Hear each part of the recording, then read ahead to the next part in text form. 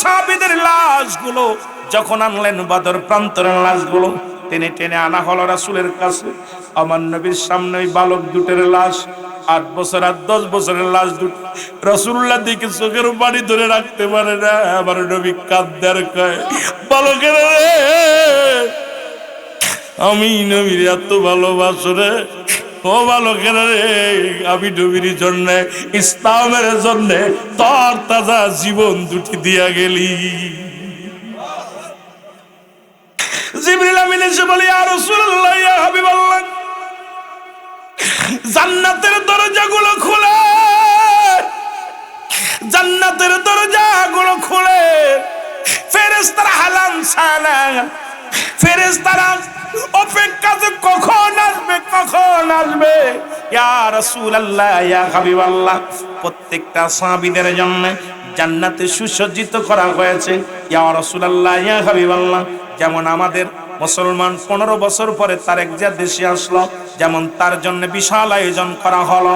এর মুসলমান নবীর প্রেমিক যখন দুনিয়া থেকে জীবন দিয়া গেল, জান্নাতি হুর গেলে মানগড় তার স্বাগতম জানানোর জন্য জান্নাত কারো সুসজ্জিত করিয়া দুনিয়ার মধ্যে মুসলমান শুনে নাও, শুনে নাও, আমার আল্লাহর মেহমান, নবীর মেহমান মুসলমান শুনে নাও, এই পৃথিবীর মধ্যে জান্নাতি মেহমানগুলো তাদেরকে স্বাগতম জানায় জান্নাতি ফেরেশতারা তাদের জন্য অপেক্ষা করতেছে। আমার ভাইয়েরা, এই বালক দুটি আমার রাসূলকে কত ভালোবেসেছিল, জীবন দিয়া প্রমাণ করে দিল জীবনের চাইতে আমার নবীর ভালোবাসা বড়। জোরে বলেন ঠিক কিনা?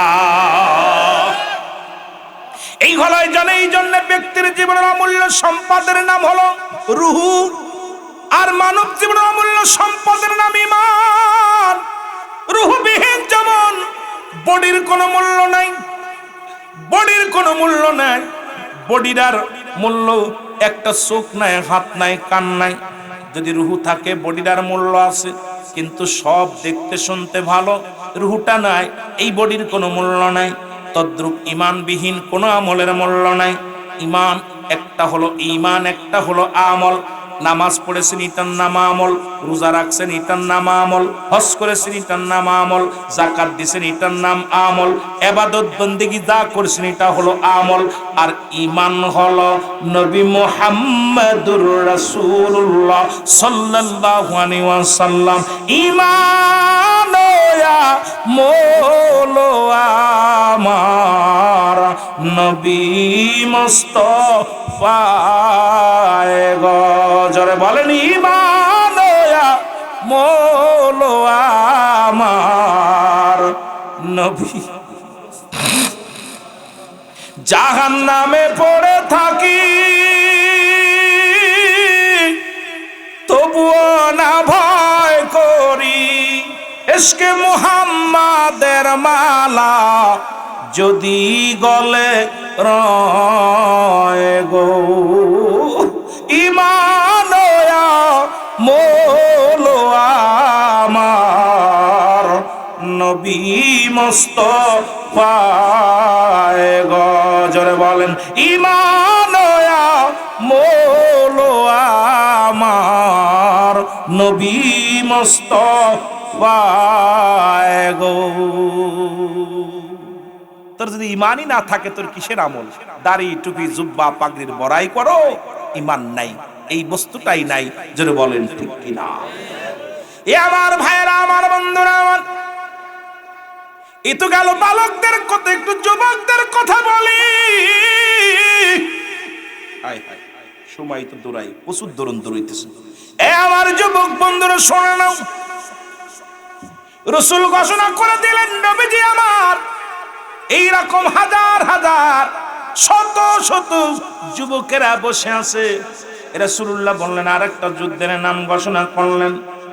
সেই যুদ্ধের নাম হলো, নবীজি বললেন, সেই যুদ্ধের নাম হলো হুনাইনের যুদ্ধ। জোরে জোরে বলো মারহাবা। যুদ্ধের নাম কি? হুনাইনের যুদ্ধ। রাসূল বললেন, আমি 3 জন সেনাপতির নাম ঘোষণা করব। কয়জন? তার মানে আর বুঝতে বাকি নাই, 2 জন আগেই শেষ। কথা বুঝলেন? রাসূল যাদের নাম যুদ্ধে একাধিক সাহাবীদের নাম ঘোষণা করেছে, মুসলমান দুজন বললে একজন বিদায় হয়ে গেছে, তিনজন বললে দুজন বিদায় হয়ে গেছে। কারণ আমার নবীজি এই পৃথিবীর মধ্যে তিনজন সেনাপতির নাম ঘোষণা করবে। নবীজির সাহাবীরা বসে আছে, কার নাম বলবে রে? আমার যুবক আব্বারা একটু শুনে নাও, যারা এখানে বসে আছো একটু তোমাদেরকে দিয়ে আসি, নবীর প্রেমের কথাগুলো বলে আসি। আমার বাবারা, রাসূলুল্লাহ বললেন আমি যুদ্ধের সেনাপতি, আমি আজকে নাম ঘোষণা করব। সাহাবীরা অপেক্ষা আছে, কার নাম বলবে? সবাই আছে আমার নাম বলবে, ও মনে করে আমার নাম বলবে, ও মনে বলে আমার নাম বলবে। আমার নবী ডাকতে বলে, সাহাবীরা রে, হুনাইনের যুদ্ধের নাম আমি ঘোষণা করলাম, তিনজন সেনাপতি বানা দিলাম, প্রধান সেনাপতির দায়িত্ব পালন করবে আমার সাহাবী, যুবক সাহাবী হযরতে হুযায়ফা রাদিয়াল্লাহু তাআলা। জোরে জোরে চিল্লায় বলা যাবে না মারহাবা। নাম কি? হুযায়ফা। সাহাবীরা টালুমালু তাকায়, দেখে হুযায়ফা মাঠে নাই। যার নামটা এক নম্বরে সেনাপতি সে ওই ময়দানে নাই। সাহাবীরা বলে, হুজুর যার নামটা আপনি ঘোষণা করলেন ও তো আজকে বিয়ে করতে গেছে। এ যুবকরা খুব খেয়াল, মক্কা মদিনার সবচেয়ে বড় সুন্দরী, সবচেয়ে ভালো সুন্দরী, সে মেয়ের লগে আজকে বিয়ে হচ্ছে। ও তো বিয়ের সিঁড়িতে বসছে। ইয়া রাসূলুল্লাহ, ইয়া হাবিবাল্লাহ, ওর নামটা ঘোষণা করলেন। নবীজি বললেন, কি বললা? কয় হুজুর ও তো বিয়ে করতে গেছে। কথা বোঝেননি? বিয়ে করতে গেছে, বোঝেন কথা? নবীর প্রেমিকেরা শুনো, রাসূলুল্লাহ হাতের মধ্যে একটা কাগজ নিলেন, লেখলেন, হুযায়ফা, আমার প্রিয় সাহাবী হুযায়ফা, আগামীকাল ফজরের নামাজ বাদে কাফেলা ছাড়া হবে হুনাইনের যুদ্ধের। হুযায়ফা রে, তোমার আমি এক নাম্বার সেনাপতি বানায়া দিলাম, তোমার নাম ঘোষণা করেছি। ইতি তোমার নবী রাহমাতাল লিল আলামিন। জোরে জোরে চিল্লায় বলেন মারহাবা। এর রাহমাতাল লিল আলামিন, আপনি উম্মতের জাবিন। বলেন রাহমাতাল লিল, আপনি উম্মতের জাবিন। গুনাহগারের অতি আপনজন, আল্লাহর নবী, নূরের নবী গো, আপনি নবী আমার জীবনের জীবন। বলেন আপনি আমার জীবন সাথী, অন্ধকার কবরের বাতি। বলেন আপনি আমার জীবন সাথী, অগয়ন্ধ আপনি বিনে কে আসে আমার। বলেন আপনি বিনে কে এর রাহমাতাল লিল আলামিন, আপনি উম্মতের জাবিন। বলেন রাহমাতাল লিল,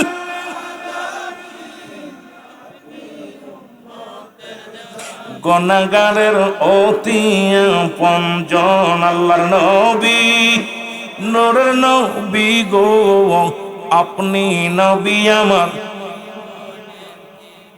আপনাকে যে পাইল জাহান্নামের আগুন তার হারাম হইল। নবী আপনাকে যে পাইল জাহান্নামের আগুন তার হারাম হইল। দয়া করে নবী দেন গো দেখা দেন। বলেন দয়া করে নবী দেন গো দেখা দেন। বলেন আপনাকে যে পাইল জাহান্নামের আগুন, দয়া করে নবী দেন গো দেখা দেন। আল্লাহর নবী, মায়ার নবী গো, আপনি নবী আমার জীবনের জীবন। বলেন আপনি অন্ধকার ভোরের বাতি, আপনাই সারা বলেন বাঁশি কেমনে। বলেন আপনাই সারায় আমি এ দুনিয়ার মুসলমান।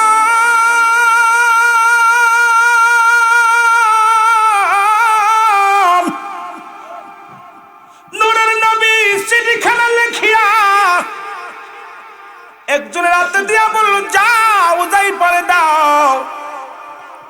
হুযায়ফার বিয়ে কমপ্লিট, শুধু আনুষ্ঠানিকতা বাদ, দোয়া করব।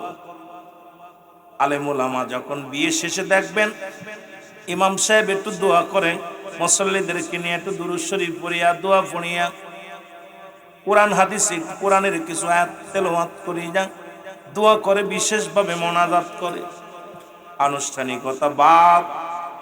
এমন সময় দেখে রে চিঠি লইয়া এক লোক বলে, হুযায়ফারে এই নাও চিঠি নাও।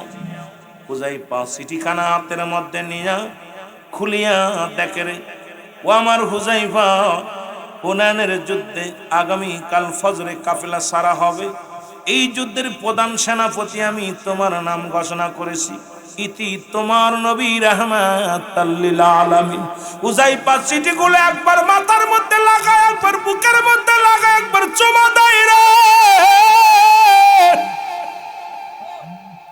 রাসূলুল্লাহ চিঠিখানা পায়া ডাকতে হুযায়ফা লাফ দুটে দাঁড়ায় বলে, লোকজনেরা শোনো, তোমরা থাকো, আমি রওনা দিলাম। হুযায়ফার শ্বশুর এসে বলে, বাবা কি হয়েছে? পাদ দেরি নাই রে, আমার নবী রাহমাতাল লিল আলামিনের চিঠি, আমার নবীজি চিঠি লিখছে রে, রহমতের নবী চিঠি পাঠাইছে, হুনাইনের যুদ্ধের সেনাপতি বানাইছে আমারে। হুযায়ফারে, আমার মেয়েটা কোনোদিন কোনো বেগা কোনো পুরুষ দেখে নাই, তুমিও কোনো নারী দেখো নাই। হুযায়ফারে, তোমার বিবিটারে নিয়ে যাও, তুমি তোমার বিবিকে একটু দেখো, তোমার বিবিও তোমারে দেখো। হুযায়ফা কয়, আর একটা সেকেন্ড দেরি নয়, কারণ আগামীকাল ফজরের নামাজ বাদে কাফেলা সারা হবে, আমি আর দেরি করতে পারি না। দৌড় রওনা, মুসলমান দৌড় শুরু করে দিলেন। পিছন থেকে সবাই ডাকতে বলে, হুযায়ফা, আরে দাঁড়াও দাঁড়াও। হুযায়ফা কয়, না রে, কারণ আমার নবী চিঠি দিছে রে, আমার নবী যুদ্ধের সেনাপতি বানাইছে আমারে, আমার পরে আরো দুজন আছে রে, তার মানে যুদ্ধের ময়দানে আমি শাহাদাতের পেয়ালা পান করব। শহীদের তামান্না, শাহাদাতের তামান্না কেমন ভিতরে অন্তরে ভিতরে ঢুকছে আমার যুবক বাবারা। হুযায়ফা দৌড় শুরু করেছে, দৌড়ায়া দৌড়ায়া রাহমাতাল লিল আলামিনের কদমের মধ্যে গেলেন, নবীজিকে সালাম দেয়, আসসালামু আলাইকুম ইয়া রাসূলুল্লাহ, আসসালামু আলাইকুম ইয়া হাবিবাল্লাহ। নবী ডাক দিয়ে কয়, হুযায়ফা তুমি আইছো? বলে, ইয়া রাসূলুল্লাহ, ইয়া হাবিবাল্লাহ, আমি আইছি। নবী কয়, তাড়াতাড়ি যুদ্ধের জন্য প্রস্তুতি নাও, সরঞ্জামে গোছায় নাও, সকালবেলা ফজরের নামাজ বাদে কাফেলা সারা হবে, সুতরাং তুমি তোমার জিনিসপত্র গোছায় নাও। হুযায়ফা গোছায় নিলেন, ফজরের আযান হয়ে গেল, হে হযরত বেলাল রাদিয়াল্লাহু তাআলা আযান দিল গো। ও যুবক বন্ধুরা, রহমতের নবী ইমামতি করলেন, কারণ নবীর কাছে চারটা জিনিস প্রিয় ছিল। নাম্বার 1 হলো নবীর কাছে 1 নাম্বার প্রিয় ছিল নামাজ। নবীজি নামাজের গুরুত্ব দিত বেশি। আমরা সুন্নি মুসলমান, আমরা নামাজের অলসতা অনেকে দেখায়, এই জন্য তো মুসলমান অনেক বাতিলেরা সুযোগ পায়, সুন্নিরা নামাজ পড়ে না। আমি বলি, তোদের পায়ে হাত দিয়ে বলি, নবী নবী বলে যদি পাগল হও, নবীর কাছে 1 নাম্বার প্রিয় ছিল নামাজ, 2 নাম্বার নবীর কাছে প্রিয় ছিল তার উম্মতগণ, 3 নাম্বার প্রিয় ছিল তার বিবিগণ, 4 নাম্বার প্রিয় ছিল সুগন্ধি জিনিস। আমি সুন্নি ভাইদের কাছে অনুরোধ করে যাব, আজ থেকে বিড়ি সিগারেটকে না বলবেন, আজ থেকে পরের বোর দিকে নজর দিবেন না, পরের বিবির দিকে নজর দিবেন না, নিজের বিবির দিকে নজর দিবেন। বাবারা আমার, নিজের আপন ভাইয়ের চাইতে অন্য মুসলিম ভাই মুসলমান শুনে নাও, আর সুন্নি ভাইকে জীবনের চাইতে বেশি ভালোবাসবেন। এক সুন্নি ভাই আর এক সুন্নি ভাইকে আপনার জীবনের চাইতে অধিক পরিমাণ ভালোবাসবেন। আজ থেকে প্রতিজ্ঞা করবেন, নামাজ ছাড়বেন না, সামনের কাতারে যে বসবেন, যাতে করে বাতিলেরা সুযোগ না পায় জামাতে আসার। বারবারে আমরা যদি জামাতে নামাজ ঠিক মতো আদায় করি, দেখবেন বাতিলদের মসজিদে জায়গা হবে না। জোরে বলেন ঠিক কিনা? এই 3টা দিন আমার বড় কষ্ট লাগে। রাসূলের আদর্শ যদি আমাদের ভিতরে না থাকে, সুন্নি বইলা লাফালাফি করি, মানুষ টিটকিরি মারে, দাড়ি চাষি বারে বারে কই যে নবীর ভালোবাসে, ওরা হাসে। দাড়ি বালক বারে বারে চাষি আর কই নবীর প্রেমিক, নবীর প্রেমিক। ওরা কয়, দেখ এটা কি, পাগলে কি কয়, পাগলে কি কয়। কারণ এই জন্য আমার নবীর সাথে কবরে ডাক দিও না, বলো নবীজিকে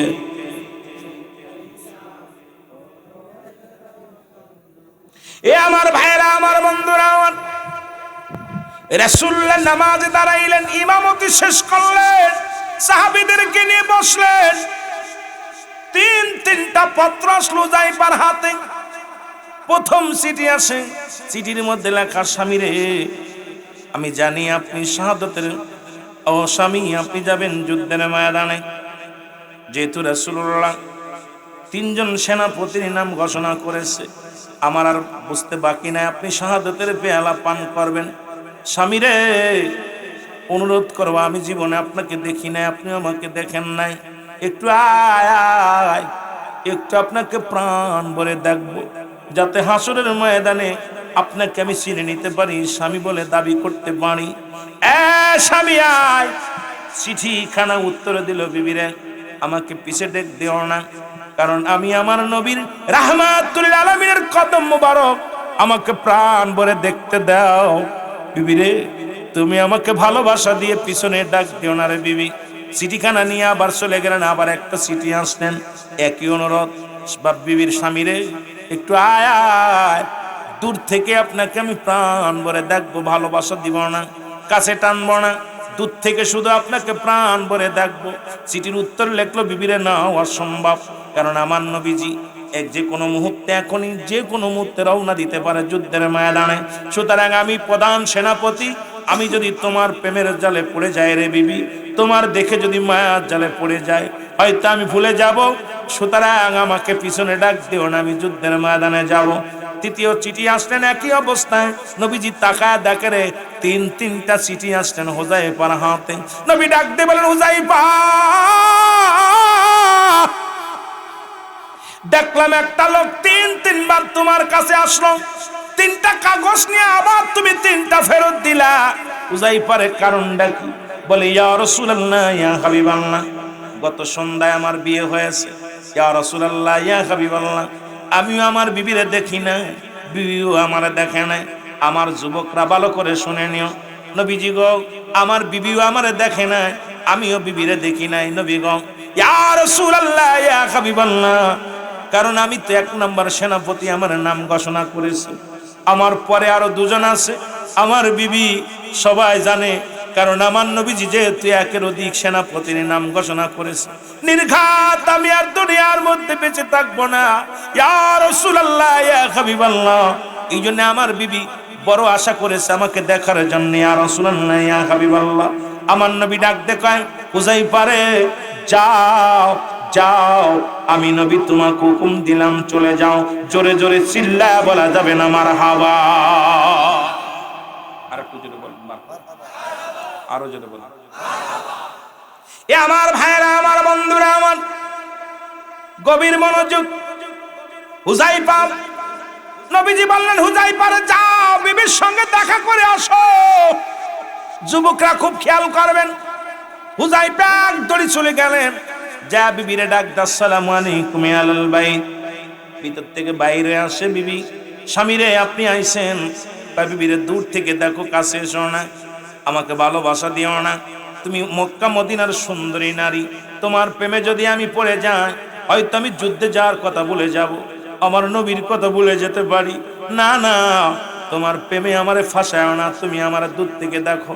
ডাক দে বলে, স্বামী, খোদার কসম, আপনাকে আমি প্রেম বিনোদন করব না, আপনাকে কাছে টানবো না, একটু সুযোগ দিবেন, আমি শুধু ওযু করব, 2 রাকাত নামাজ শুধু আপনার সাথে আদায় করব।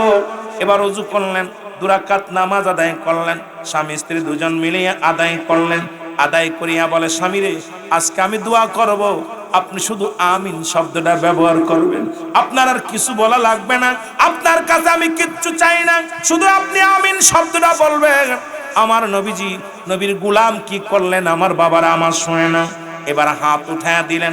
মুসলমান হুযায়ফার বিবি কান্দে, রব্ব, আমার রব, আমার প্রতিপালক, রব্বানা যালামনা আনফুসানা ওয়া ইল্লাম তাগফির লানা ওয়া তারহামনা লানাকুনান্না মিনাল খাসিরিন। আদম আলাইহিস সালাম দোয়া করেছিল, আল্লাহ, আমি তোমার কাছে প্রার্থনা করি, আমার আল্লাহ রব্বুল আলামিন, আমি সতী নারী হইয়া তোমার দরবারে প্রার্থনা করি, আল্লাহ হুনাইনের যুদ্ধে আমার স্বামী যাবে, নির্ঘাত শাহাদাতের পেয়ালা পান করবে। আল্লাহ আমি বিধবা হয়ে যাব, আমি কেমনে দিন কাটাবো রে আল্লাহ। আল্লাহ আমি একটা অল্প বয়সী নারী, আল্লাহ এভাবে কেমনে আমি দিন কাটাবো? তোমার কাছে প্রার্থনা করি, আমার স্বামীকে তুমি শহীদ না বানায়া, গাজী বানায়া তুমি আমার বুকে ফিরাইয়া দিও। সঙ্গে সঙ্গে হুজাইফা হাত দুখানা নামায়া ফেলেছে। আরে হুজাইফা যখন হাতটা নামায়া দিছে, বিবি ডাকতে বলে, স্বামী রে কি করলেন আপনি? কি করলেন? এই মাত্র দোয়াটা কবুল হয়ে যাচ্ছিল, কারণ আমি সতী নারী, রব্বে কারিমের দরবারে হাত উঠায়া দিছি, আমার রব্বে কারিম কবুল করবে। আপনি হাতটা নামায়া ফেললেন। হুজাইফা কয়, বিবি রে তুমি ভুল করতেছো। আরে আমার নবী আমাকে লিখে রাখছে শাহাদাতের তামান্না, সুতরাং তুমি আমারে ফিরাইতে চাও। ও বিবি পাগলামি করো না, দেখা হবে হাসরের ময়দান, বিদায়। হুজাইফা দৌড় দিলেন, দৌড়ে চলে গেলেন। এবার নবী কয় চলো, যুদ্ধের ময়দানে গেলেন। খোদার কসম বাবারা আমার, পিছনের দিকে হুজাইফা একবারও তাকালেন না, বারবার পিছন থেকে ডাকে, বিবি ডাকতে বলে, স্বামী একবার তাকান, প্রাণ ভরে দেখে নিন, একবার তাকান, একবার পিছন দিকে তাকান। হুজাইফা পিছন দিকে না তাকায় চলে গেলেন, যুদ্ধের ময়দানে চলে গেলেন। অনেকগুলো শহীদ মুসলমান, অনেকগুলো কাফের বেঈমানদেরকে কতল করার পর হুজাইফা দুনিয়ার মাসেরে চিরবিদায় হয়ে গেল। রাসূলুল্লাহ সাহাবীদের লাশগুলো আনতে বললেন, লাশগুলো আনা হলো নবীজির সামনে। আমার নবী বলেন, আমি এদের জন্য দোয়া করব বিশেষভাবে। হুজাইফার বিবি দৌড়ে আসলেন, হুজুর আমার স্বামীর লাশখানা দেখবো। আমার নবী ডাকতে বলে, হুজাইফার বিবিরে দাঁড়াও। নবীজি সব লাশগুলো টেনে টেনে আনলেন। আমার নবী ডাকতে বলেন, আমার সাহাবীরা, আমার হুজাইফার লাশ কই? আমার নবী জানতে দেখো, ওই দেখো হুজাইফার লাশ। হুজাইফার লাশখানা আনা হলো। হুজাইফার দেহের মধ্যে ক্ষত বিক্ষতর দাগ, হুজাইফার গায়ের মধ্যে অনেকগুলো তরবারি রাখা। হুজাইফা শাহাদাতের পেয়ালা পান করেছে। আমার নবীজি ডাকতে বলে, হুজাইফা রে, মক্কা মদিনার সুন্দরী নারী, তার প্রেমে তুমি পড়ো না, আমি নবীর ভালোবাসার মধ্যে পড়েছো। তুমি তোমার সুন্দরী নারীর বিবির চাইতে আমারে তুমি ভালোবাসো। হুজাইফা রে, এই সুন্দরী নারী তোমারে ঠেকাইতে পারে নাই। আমার হুজাইফা রে, নবীজি দোয়া করে। হুজাইফার বিবি ডাকতে বলে, ইয়া রাসূলুল্লাহ, ইয়া হাবিবাল্লাহ, আপনি আমার জন্য দোয়া করবেন। আমি আজ জীবনে কোনোদিন শাদী মোবারক করব না। ওই কিয়ামতের ময়দানে যেন আমার স্বামীর পরিচয় আমি যেন পাই, আমার স্বামী যেন আমার স্ত্রী পরিচয় দেয়। কিয়ামতের ময়দানে আমি শহীদের বিবি হইয়া, ইয়া রাসূলুল্লাহ, ইয়া হাবিবাল্লাহ, ওই হাসরের ময়দানে রব্বে কারিমের দরবারে যেন দাঁড়াইতে পারি। জোরে জোরে চিল্লায় বলা যাবে না সুবহানাল্লাহ? আমার যুবক বাবারা, রাসূলকে শুধু বালকেরা ভালোবাসে নাই, যুবকরাও ভালোবাসে। আমার নবীর প্রেমের কথা বলতে গেলে ধৈর্য ধরতে পারি না। নতুন বিবি, সুন্দরী বিবি, আমাদেরকে কুয়াশা পড়ছে, ঠান্ডা পড়ি, আমরা উঠতে পারি না। ফজরের নামাজ কাজা চলে যায়, ফজরের নামাজ কাজা চলে যায়, ঈশার নামাজ কাজা চলে যায়। আর আমার নবীর পাগলগুলো জীবন চাইতে চলে যাচ্ছে। যদি আমরা জানতাম যে এখানে গেলে পুলিশে ধরবে, আমরা কেউ আইতাম না। এখানে আসলে করোনা হবে, কেউ আইতাম না। কিন্তু নবীর পাগলেরা জানতো নির্ঘাত মারা যাবে, হাসি মুখে জীবনটা দিয়ে দিয়েছে। জোরে বলেন ঠিক কিনা? আর একটু জোরে বলেন না মারহাবা। কিরা হলো নবীর প্রেমিক, সে হালে সুন্নাত আল জামাত। এই জন্য তো নবী নবী বলে। নবীর প্রেমে কেন পাগল তোমাদেরকে বুঝাইতে পারবো না, কারণ আমরা নবীর প্রেমে আগুন জ্বলছে অন্তরের ভিতরে, দেহের ভিতরে আগুন জ্বলছে। সুতরাং তোমরা মুনাফিক, ওই যে এই জন্য আল্লাহ বলে, মিনান নাস, মানুষের মধ্যে মায়া করো। তারা বলবে আমান্না, তার ঈমান আনছে বিল্লাহি, আল্লাহর প্রতি, বিল আখিরা, আখিরাতের বিশ্বাস স্থাপন করছে। ওমা হুম বিমুমিনিন। একদল মুনাফিক তৎকালীন জামানায় ছিল, এখনো আছে। নবীর ইশকের ওয়াজ শুনলে, নবীর সম্মান শুনলে ওদের কলিজার মধ্যে আগুন ধরে যায়। জোরে বলেন ঠিক কিনা? আর একটু জোরে বলেন ঠিক কিনা? এই মুনাফিক থেকে সাবধান। এই জন্য আমি আপনাদেরকে বলে যে একটা কথা, আপনারা আল্লাহওয়ালা কাফের দেখছেন, পৃথিবীতে কাফের নাম শুনছেন, আল্লাহওয়ালা কাফের। এই দুনিয়ার মধ্যে যারা আমার নবীকে বাদ দিয়ে ডাইরেক্ট আল্লাহকে পাইতে চায়, এরা হলো আল্লাহওয়ালা কাফের। রাসূলকে বাদ দিয়ে যারা ডাইরেক্ট আল্লাহকে পাইতে চায়, দেখবেন আল্লাহর জন্য সব আল্লাহ, সব আল্লাহ, নবী চেনে না। আর এই জন্য একটা কথা বলি, ভালো করে খেয়াল করবেন বোঝানোর জন্য। আজকে বিবারিয়ার জমিনে কথাটা বলে যায়, লেখে নাও। যারা হযরত উসমান রাদিয়াল্লাহু তাআলাকে হত্যা করেছিল তাদের জবানে ছিল নারায়ে তাকবীর। যারা হযরত আলীকে হত্যা করেছিল তাদের জবানে ছিল নারায়ে তাকবীর। যারা হুসাইনকে হত্যা করেছিল তাদের জবানে ছিল নারায়ে তাকবীর। যারা হাসান রাদিয়াল্লাহু তাআলাকে হত্যা করেছিল তাদের জবানে ছিল নারায়ে তাকবীর। যারা নুরা পাগলাকে কবর থেকে উঠায় পুড়াইছিল তাদের জবানে ছিল নারায়ে তাকবীর। দীপুকে যারা আগুন দিয়ে পুড়াইলো তাদের জবানে ছিল নারায়ে তাকবীর। শত শত মাজার যারা গুড়িয়ে ভাঙ্গে দিয়েছে তাদের জবানে ছিল নারায়ে তাকবীর। এদের জবানে একটার জবানেও নারায়ে রিসালাত ছিল না। জোরে বলেন ঠিক কিনা? আর একটু জোরে বলেন ঠিক কিনা?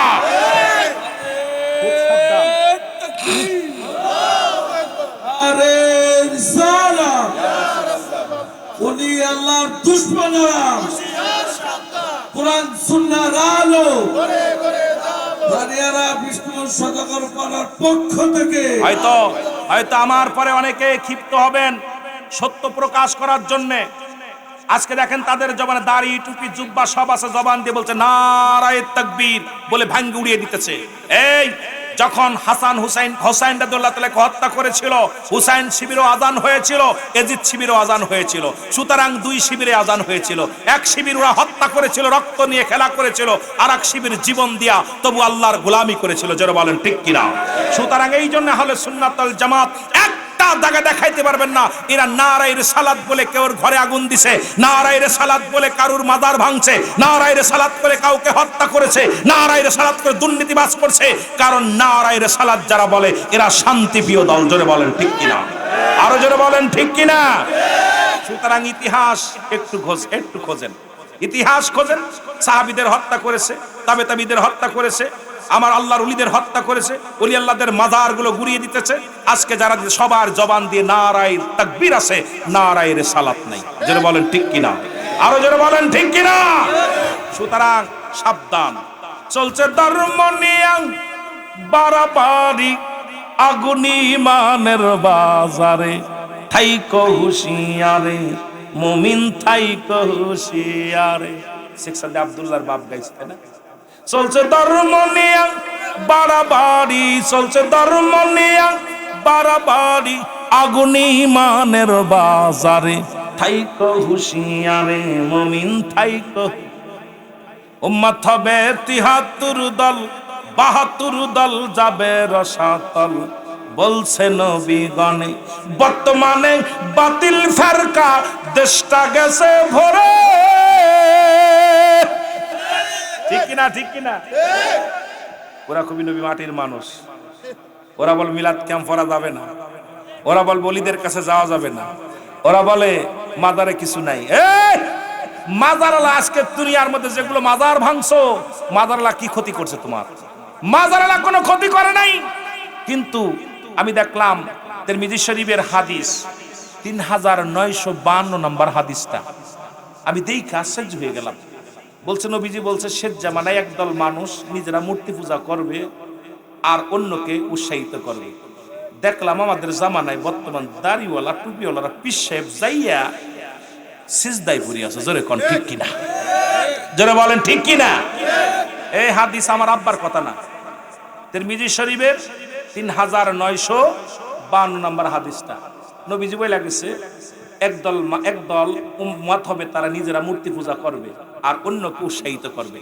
দেখলাম আবার বাবারা একটা নারায়ে রিসালাতের ভাইরা কেউ মূর্তি পূজা করতে যায় নাই, কেউ সিজদায় পড়ে নাই।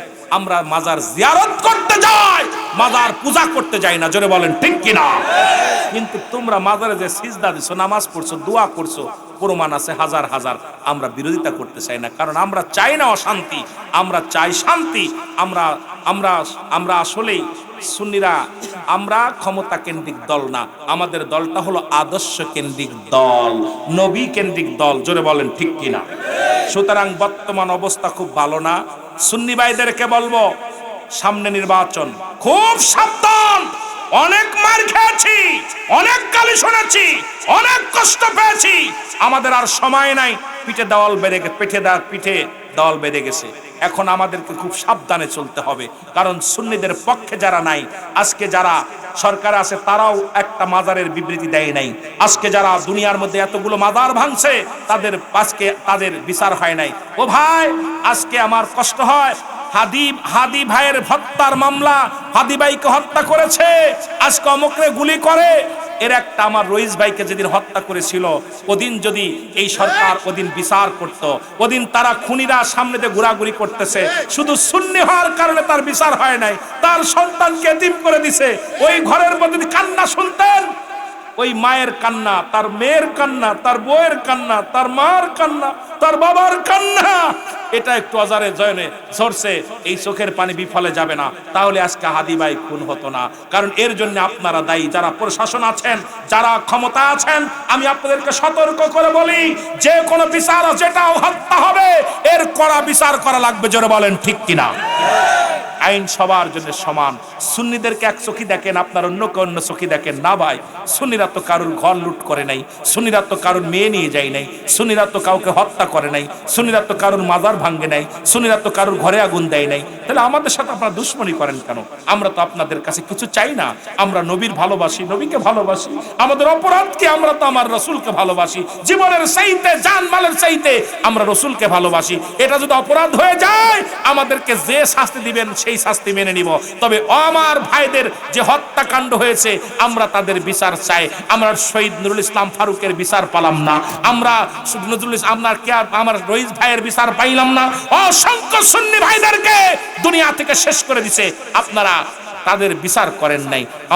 আমি বলতে চাই, আমরা আল্লাহর আদালতে মামলা দিলাম, আল্লাহ যেন আপনাদেরকে না ছাড়ে। আমরা আল্লাহর আদালতে মামলা দিলাম, দয়াল নবীর আদালতে মামলা দিলাম, আমাদের যারা অন্যায় ভাবে সুন্নিদেরকে কষ্ট দিতেছে, রব্বে কারীম তুমি দুনিয়া আখিরাত দুইটা জায়গায় তুমি দেখে রেখো, আমাদের বিচার তোমাদের কাছে। কারণ নবীজি যখন বলে, নবীর আহলে বায়ত হযরত হুসাইন রাদিয়াল্লাহু তাআলা জয়নাবকে ডাকতে বলেছিল, জয়নাব যদি বেঁচে থাকো, মক্কা মদিনার কোন মানুষের কাছে আমাদের জন্য বিচারের দাবি নিয়ে যাবা না, আমার নবী রাহমাতাল লিল আলামিনের কদমের কাছে দাঁড়ায়া আমি নবীর সালাম খানি পৌঁছায় দিবা, আমি হুসাইনের কান্নার আওয়াজটা শোনায় দিবা। আমাদের বিচার আমার নবীজির কদমে পৌঁছায় দিলাম, আমার নবী দেখবে, আমার রব্বে কারীম দেখবে। সুন্নিদের বিচার আমার আল্লাহ করবে, সুন্নিদের বিচার আমার নবীজি করবে। আমরা আল্লাহর আদালতে, নবীর আদালতে নালিশ দিয়ে গেলাম। যারা আজকে আমাদের অন্যায়ভাবে আমাদের বিচারকে নিয়ে, আমাদেরকে নিয়ে উপহাস করে, সুন্নিদেরকে নিয়ে কটূক্তি করে, আল্লাহ যেন তাদের বিচার দুনিয়া আখিরাত দুইটাই করে। জোরে বলেন ঠিক কিনা? জোরে বলেন ঠিক কিনা? মদিনা যাইতে পারলাম না, মদিনা দেখতে পারলাম না, বল মদিনা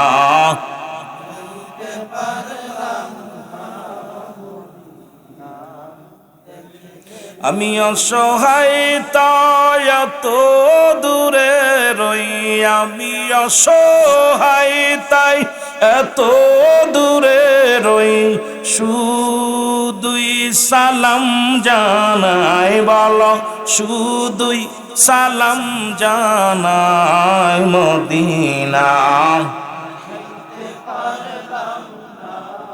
মদিনা দেখতে পারলাম না, মদিনা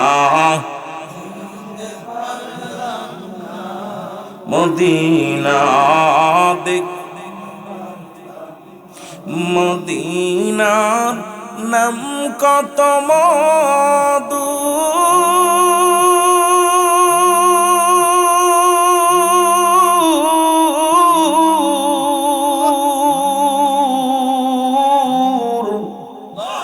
মদিনা আর যে কত দূর,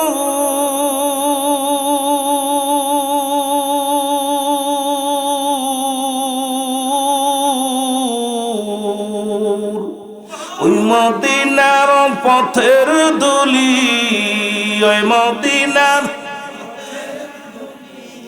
মাকুতে পারলাম মদিনা। বাজানটা একটু টাউন বাড়া, সাউন্ড বাড়া। মদিনা দেখতে পারলাম না, মদিনা যেতে পারলাম না,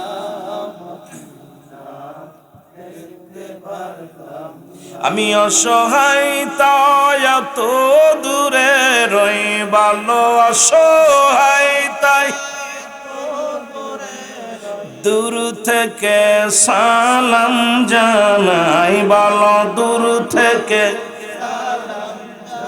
নাই মদিনা যাইতে পারলাম না, মদিনা দেখতে পারলাম না। এ দুনিয়ার মুসলমান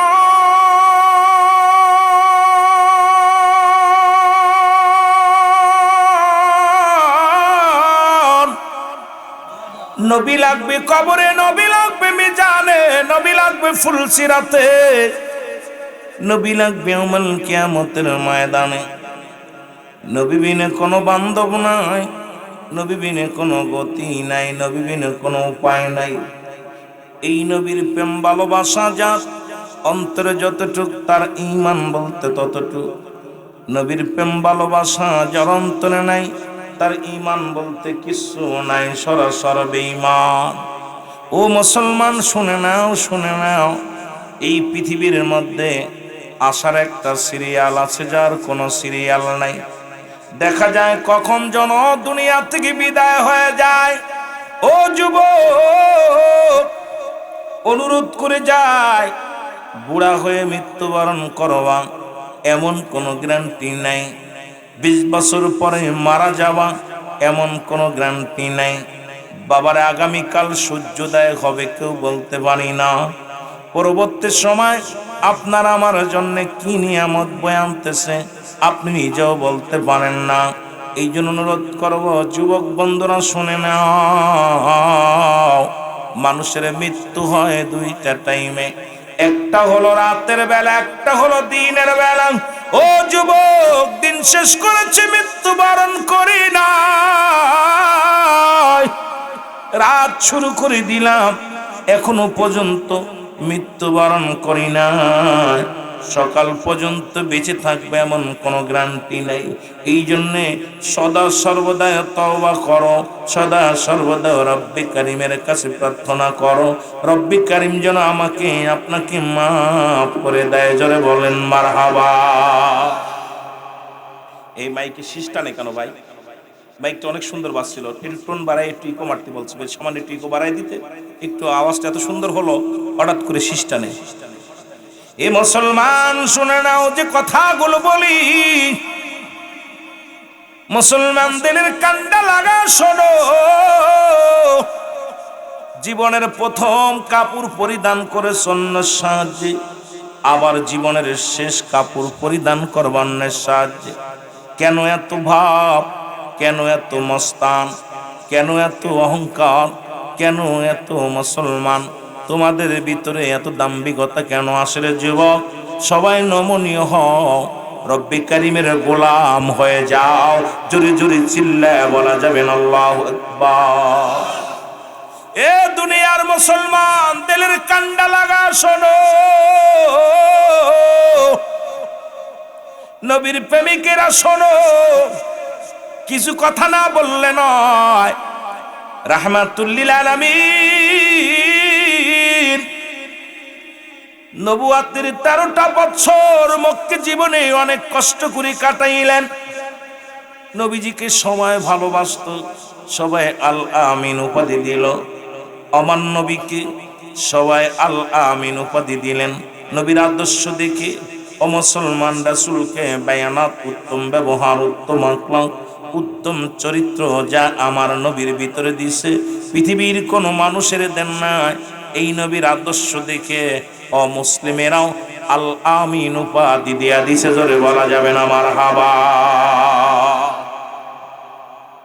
ও যুবক, যতদিন পর্যন্ত নবী এই সত্যের কথা বলে নাই, যতদিন পর্যন্ত রাহমাতুল লিল আলামিন ইসলামের কথা বলে নাই, ততদিন পর্যন্ত নবী সবার মাথার তাজ, সবার মাথার মুকুট, সবার নয়নের মণি, যখনই রাসূলুল্লাহ বলেছেন তোমরা শোনো, তোমরা শোনো, লা ইলাহা ইল্লাল্লাহু মুহাম্মাদুর রাসূলুল্লাহ সাল্লাল্লাহু আলাইহি ওয়াসাল্লাম, আশহাদু আল্লা ইলাহা ইল্লাল্লাহু ওয়াহদাহু লা শারীকা লাহু, আশহাদু আন্না মুহাম্মাদান আবদুহু ওয়া রাসূলুহু। জোরে জোরে চিল্লায়া বলা যাবে না মারহাবা। ওরে নবীর প্রেমে জীবন গড়, নবীর প্রেমে জীবন গড়, নসিব কর মদিনা। নবীজিকে না দেখাইয়া কবরে ডাক দিও না, আল্লাহ নবীজিকে। আমরা আস্তে আস্তে আলোচনায় যাব মহব্বতে। নবীজিকে না দেখাইয়া কবরে ডাক দিও না, বলো নবীজিকে না দেখ। আসবে যেদিন কবরের দিন,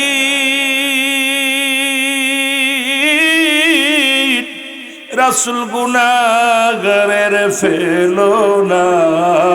আসবে যেদিন কবরের দিন, রাসূল গুনাহগারের ফেলো না। নবীজিকে না দেখ। আরো জোরে জোরে বলেন, নবীজিকে না দেখাইয়া কবর। এরে নবীর প্রেমে জীবন গড়, তোমরা নবীর প্রেমে নসিব কর মদিনা। নবীজিকে না দেখ। এ দুনিয়ার মুসলমান,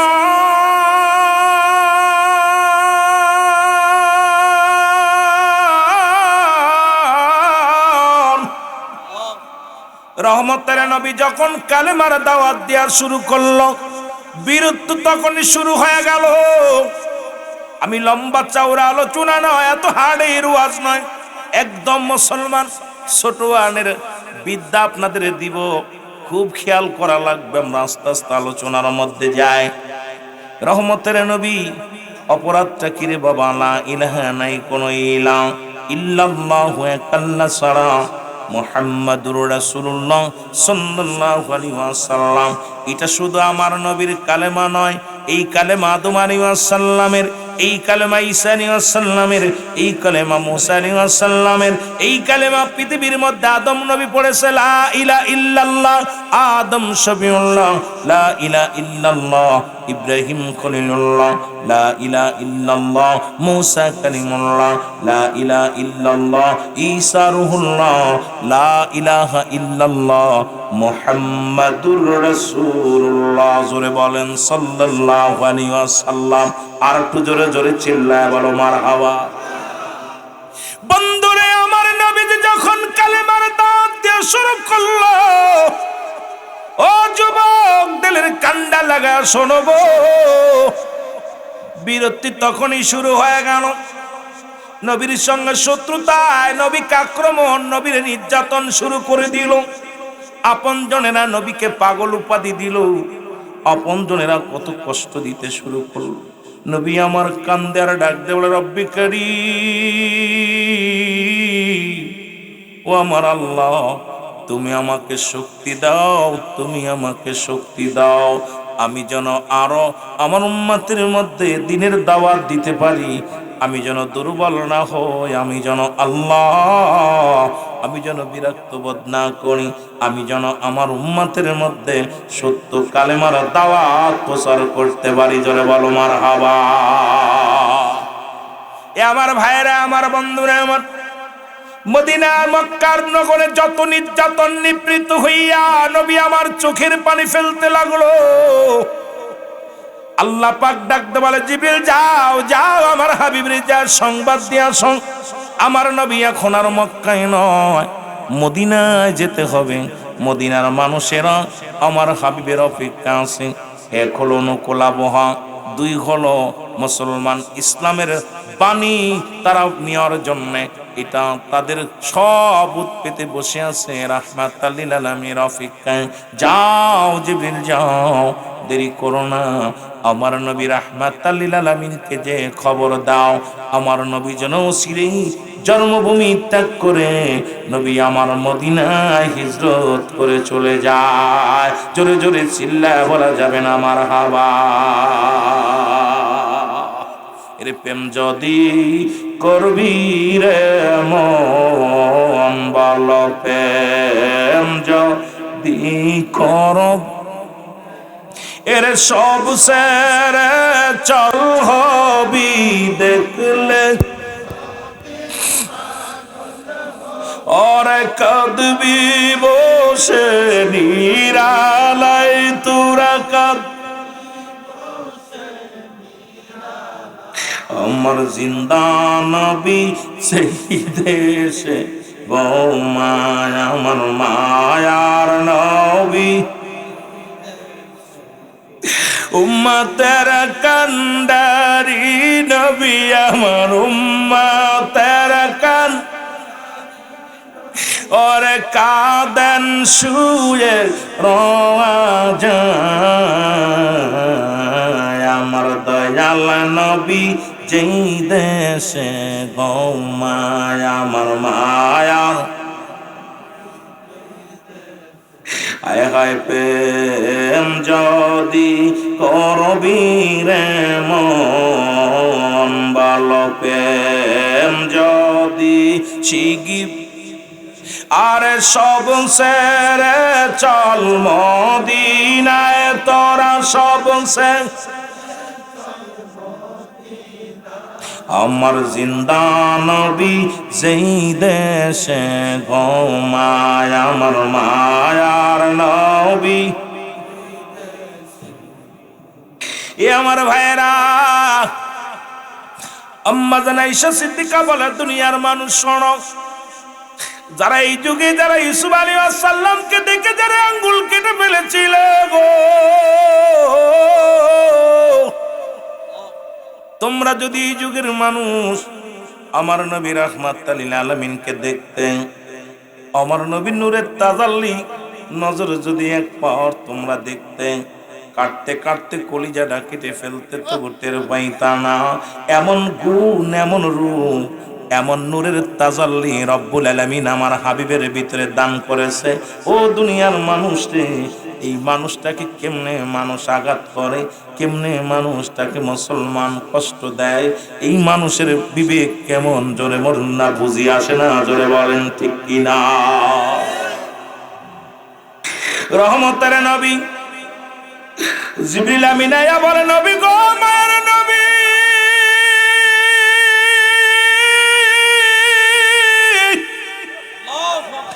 রব্বুল আলামিন আমাকে হুকুম দিয়েছে নবী গো আর মক্কা নগরে নয় রব্বুল আলামিন হুকুম দিয়েছে আপনার মদিনায় যাইতে হবে গো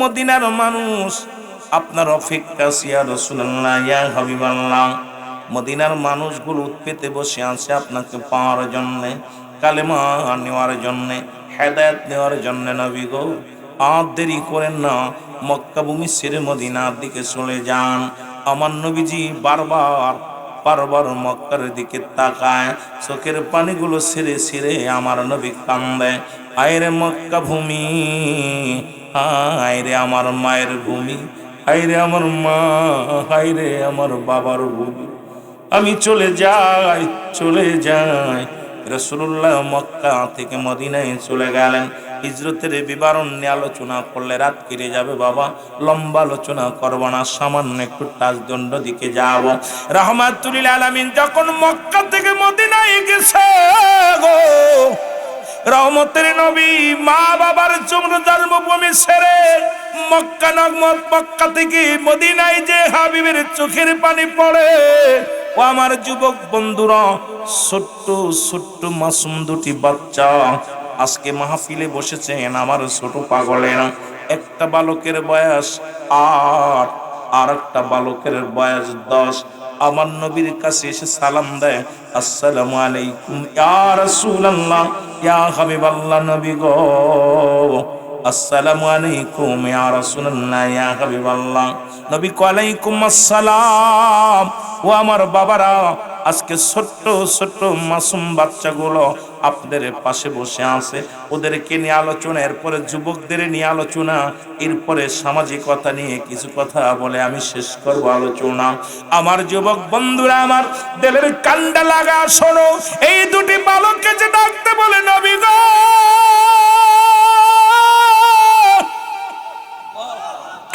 ও মায়ের নবী আপনার বাড়ি কই গো? নবীরে বালক দুটি ডাকতে বলে, ইয়া রাসূলুল্লাহ, ইয়া হাবিবাল্লাহ নবী গো, আপনার বাড়ি কই? নবী বলে, আমার বাড়ি মক্কায়। বলে, ইয়া রাসূলুল্লাহ, ইয়া হাবিবাল্লাহ, এই মক্কা থেকে কেন মদিনায় আসলেন? নবীজি কয়, মক্কার মানুষেরা আমারে কষ্ট দিছে, মক্কার মানুষেরা আমারে বড় যন্ত্রণা দিছে রে, মক্কার মানুষেরা আমারে অনেক দুঃখ দিছে। বালক দুটি ডাকতে বলে, ইয়া রাসূলুল্লাহ, ইয়া হাবিবাল্লাহ, মক্কার মানুষ আপনারে কষ্ট দিল, আপনার কি দুনিয়ার মধ্যে আব্বা মা নাই? আমার নবী ডাকতে বলেন, বালকের রে, আরে আমি নবী এমন এতিম,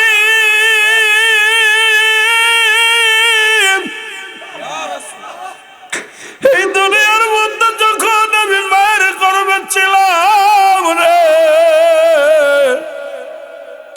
আমি আমার বাবারে হারাইলাম,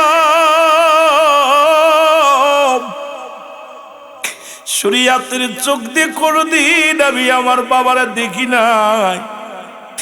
বালকেরা রে, এই দুনিয়ার মধ্যে আমার মা জনম দুঃখিনী মা কেউ হারাইছে, আমার আব্বা মা কেউ দুনিয়াতে শরীয়তে আর জিন্দা নাই। বালক দুটি বলে, ইয়া রাসূলুল্লাহ, ইয়া হাবিবাল্লাহ, আমারও তো বাবা দুনিয়ার মধ্যে না। আল্লাহর নবী ডাকতে বলে, বালকেরা রে, আয় আয় আমার কাছে ভাই। 8 বছরের বালক দুটি আর 5 বছর আর 10 বছরের বালক দুটি ডাকতে বলে, ইয়া রাসূলুল্লাহ, ইয়া হাবিবাল্লাহ, আপনি মক্কা থেকে মদিনায় আসলেন, কিসের জন্য আসলেন নবী গো? আমি ইসলামের দাওয়াত দেওয়ার জন্য আসছি। বলে, নবী গো, মক্কায় কি কোনো মানুষ নাই? মক্কায় কি দাওয়াত দেওয়া যায় নাই? মক্কা নগরের মানুষ কি আপনার কথা শোনে নাই? নবী কয়, না না, আমাকে এই মক্কার মানুষেরা অনেক কষ্ট দিছে, অনেক দুঃখ দিছে। বালক দুটি বলে, ইয়া রাসূলুল্লাহ, ইয়া হাবিবাল্লাহ, এই দুনিয়ার মধ্যে আপনার মা নাই, আপনার বাবা নাই, আপনারে যারা কষ্ট দিছে একটু বলেন সবচাইতে বেশি কষ্ট দিছে কে? আমার নবী ডাকতে বলে, বালকেরা রে,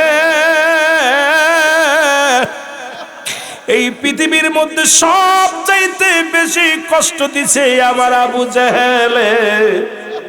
বালক দুটি, 2 ভাই, ছোট ভাই বড় ভাইরে ডাকতে কয়, ভাইরে, এই মানুষটারে যার আব্বা নাই, যার মা নাই, এই মানুষটারে যারা কষ্ট দিল রে, আমরা 2 ভাই প্রতিজ্ঞা করলাম, এই ভাই ছোট ভাই বড় ভাইরে ডাকতে কয়, ভাইরে, যদি কোনোদিন সুযোগ হয় আবু জেহেলকে আমরা 2 ভাই চির বিদায় করে দিব। জোরে জোরে চিল্লায় বলা যাবে না মারহাবা। ও তোরা দেখলে ছবি পাগল হবি, তোরা দেখলে আরে কাঁদবি বসে নিরালাই, বল কাঁদবি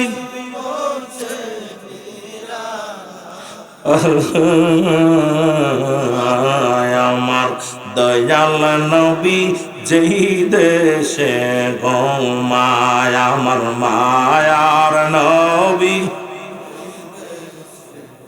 আয় হায় প্রেম যদি করবি রে প্রেম যদি আরে সব সেরে চল মদিনায় তোরা সব আমার জিন্দা নবী যেই দেশে গোমায় আমার দয়াল নবী পবিদের কান্ডারি নবী আমার উম্মা তের কান্ডারি নবী আমার কান্দে শুয়া মদিনায় হায় হায় কান্দে শুয়া মদিনায় আমার দয়াল নবী যেই দেশে গোমায় আমার মা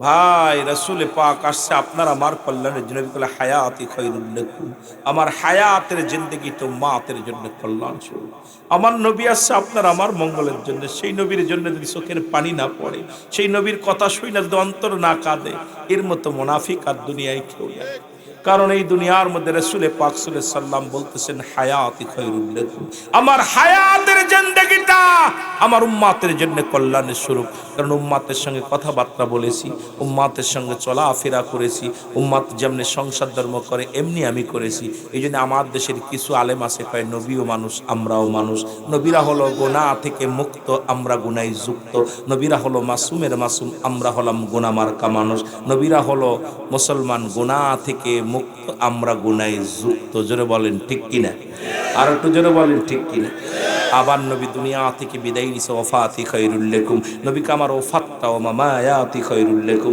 রাসূল বলে আমি দুনিয়া থেকে বিদায় নিলাম এটা আমার উম্মতের জন্য কল্যাণ স্বরূপ কারণ এই দুনিয়া থেকে আমি নবী বিদায় নিছি আমার উম্মত যদি পৃথিবীর মধ্যে কোনো ভালো কর্ম করে আমি আমার রব্বে কারীমের দরবারে প্রশংসা করি আজকে যেমন মাহফিলে বসেছেন আমার নবীজি ডাকতে বলতেছে হে পরওয়ারদিগার হে আমার আল্লাহ অমুক গ্রামে অমুক ব্যক্তি জান্নাতের বাগানে বসে চোখের পানিগুলো ছেড়ে দিছে আমার নবীজি আপনার আমার জন্য প্রশংসা করে আল্লাহর দরবারে আবার যদি কোনো উম্মত গুনাহের কাজ করে সঙ্গে সঙ্গে আমার নবীজি ইস্তেগফার করে আল্লাহ অমুক গ্রামে অমুক ব্যক্তি আল্লাহ দয়া করে মায়া করে আব্দুল্লাহ হক্কানি সাহেব আল্লাহ দয়া করে মহিউদ্দিন সাহেব গুনাহ করছে তুমি তারে মাফ করে দাও আমার রব্বে কারীমের কাছে প্রার্থনা করে আমার আল্লাহর কাছে আমার নবী সেই নবীর পক্ষে থাকার দরকার আছে কিনা আরো জোরে বলে না আছে কিনা এই নবীর ভালোবাসার কথা বলতে গেলে আশিকদের অন্তর কাঁদে এই নবীজির কথা শুনলে হৃদয়ের ভিতরে কাফন শুরু হয়ে যায়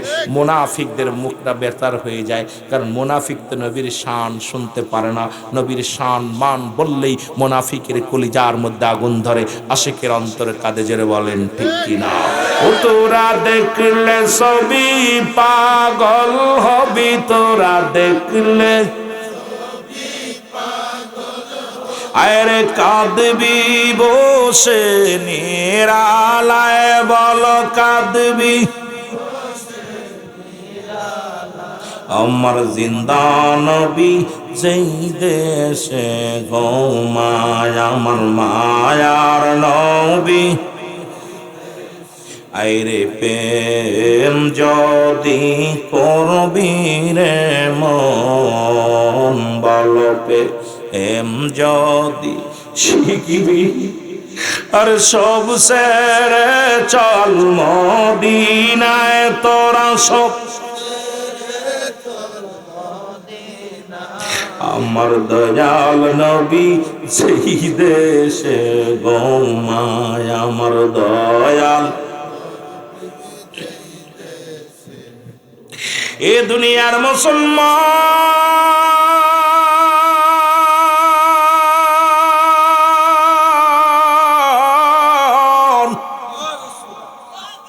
রহমতের নবী বালক দুটি ডাকতে বলে নবী গো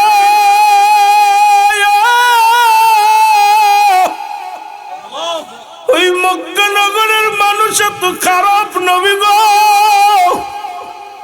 আপনাকে কষ্ট দিছে আপনাকে দুঃখ দিছে নবী গো আমার নবী মদিনার অলি গলি কালেমার দাওয়াত দেওয়া শুরু করেছে রে রহমতের নবী কালেমার দাওয়াত দেয় লা ইলাহা নাই কোনো ইলাহ ইল্লাল্লাহু আল্লাহ ছাড়া মুহাম্মাদুর রাসূলুল্লাহ সাল্লাল্লাহু আলাইহি ওয়াসাল্লাম আল্লাহ পাকের প্রেরিত রাসূল বান্দা হলাম আমি নবী রাহমাতাল লিল আলামিন নবী আমার দাওয়াত দেয় আর মুসলমান শুনে নাও দলে দলে মদিনার মানুষেরা নারী পুরুষ কালেমার মালা পড়ে মুসলমান হয়ে গেছে জোরে জোরে চিল্লায়া বলা যাবে না মারহাবা রহমতের নবীর কালেমার পাইয়া মদিনার মানুষ খুশি মদিনার নারী পুরুষ সবাই কালেমা প্রচার করলেন দাওয়াত কবুল করলেন ওদিকে কাফের বেঈমানেরা মুনাফিকরা খবর শুনিয়া মুসলমানদের উপরে নির্যাতন বাড়িয়ে দিল যেমন ভারতের মুসলমানেরা ভারতের হিন্দুরা আমার বাজান আল্লাহ আমাকে অনেকবার নিয়েছে ভারতের জমিনের মুসলমান দেখে এসেছি যুবকেরা রব্বুল আলামিন আমাকে নিয়েছি আজকে আমাদের বাংলাদেশে মুসলমান যুবকেরা শুনে নাও ভারতের মুসলমান আমাদের মতো খোলামেলা তারা ইবাদত বন্দেগী করে তৃপ্তি সহকারে করতে পারে না তারা কুরবানি করতে পারে না তারা গরু জবাই করলে যেমন বাংলাদেশে আরে আমার বাংলাদেশের হিন্দুরা মাঝে মাঝেই তো নালিশ দাও দাদাদের কাছে যা শোনো তোমরাও ফেন ঢাকার শহরে খিঞ্জির জব করে খাও তোমরাও ফেন শুয়োর জব করে খাও চট্টগ্রামে আমি দেখেছি শুয়োর জুলায়া বিক্রি করে ঢাকার শহরে শুয়োর জবাই করে জুলায়া বিক্রি করে কিন্তু শুনে নাও ভারতের মধ্যে আমার বাদানরা গরুর গোশত যদি গোপনেও কোনো ব্যক্তি জবাই করে গোপনে যদি রান্না করে তাকে যদি জানতে পারে হিন্দুরা ধরে তারে জবাই করে তারে দুনিয়া থেকে শেষ করে দেয় আমার বাবারা আমার তারপরও তোমরা যদি বলো আমরা অশান্তিতে আছি আমি মনে করি তোমাদের মতো ব্যাপার তোমাদের মতো ভণ্ড তোমাদের মতো প্রতারকার দুনিয়ার মধ্যে কেউ নাই কারণ আমরা নবী প্রেমিক আমরা নবীর গোলাম কাউকে আঘাত করা শিখি নাই কারণ আমাদের কাছে দুইটা অস্ত্র একটা হলো আমার আল্লাহ আর একটা অস্ত্র হলো মুহাম্মাদুর রাসূলুল্লাহ যে ভালোবাসা নিয়ে আমরা দুনিয়ার মধ্যে জীবন যাপন করি আমরা হানাহানিতে বিশ্বাস নাই মারামারিতে বিশ্বাস নাই আমরা নবীর প্রেম ভালোবাসায় বিশ্বাস এর জন্য জীবন দিতে পারি নবীর জন্য ভালোবাসায় জীবন দিতে পারি নবীর ভালোবাসায় প্রাণ দিতে পারি ধরে বলেন ঠিক কিনা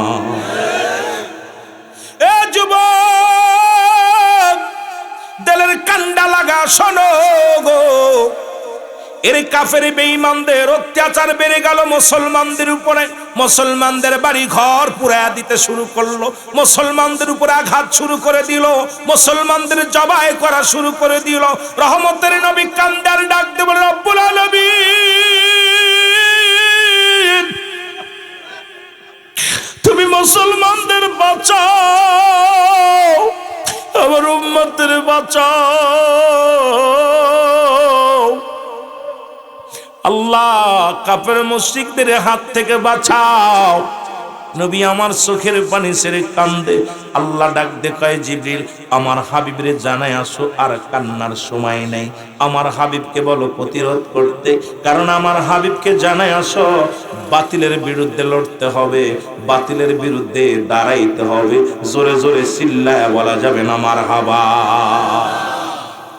জিবরিল আমিন খবর দিতে ইয়া রাসূলুল্লাহ ইয়া হাবিবাল্লাহ আপনি আর দোয়া করতে কত দোয়া করবেন এখন আর দোয়া করার না এখন ওদের বিরুদ্ধে সংগ্রাম করতে হবে নবী গো আমার নবী কয় আমি লোক পাবো কই কারণ সবে মাত্র অল্প কিছু মুসলমান মক্কা মদিনার জমিনে হয়েছে এগুলো নিয়ে আমি ওদের বিরুদ্ধে সংগ্রাম কেমনে করব আমার নবীজি ডাক দিয়ে কয় জিবরিল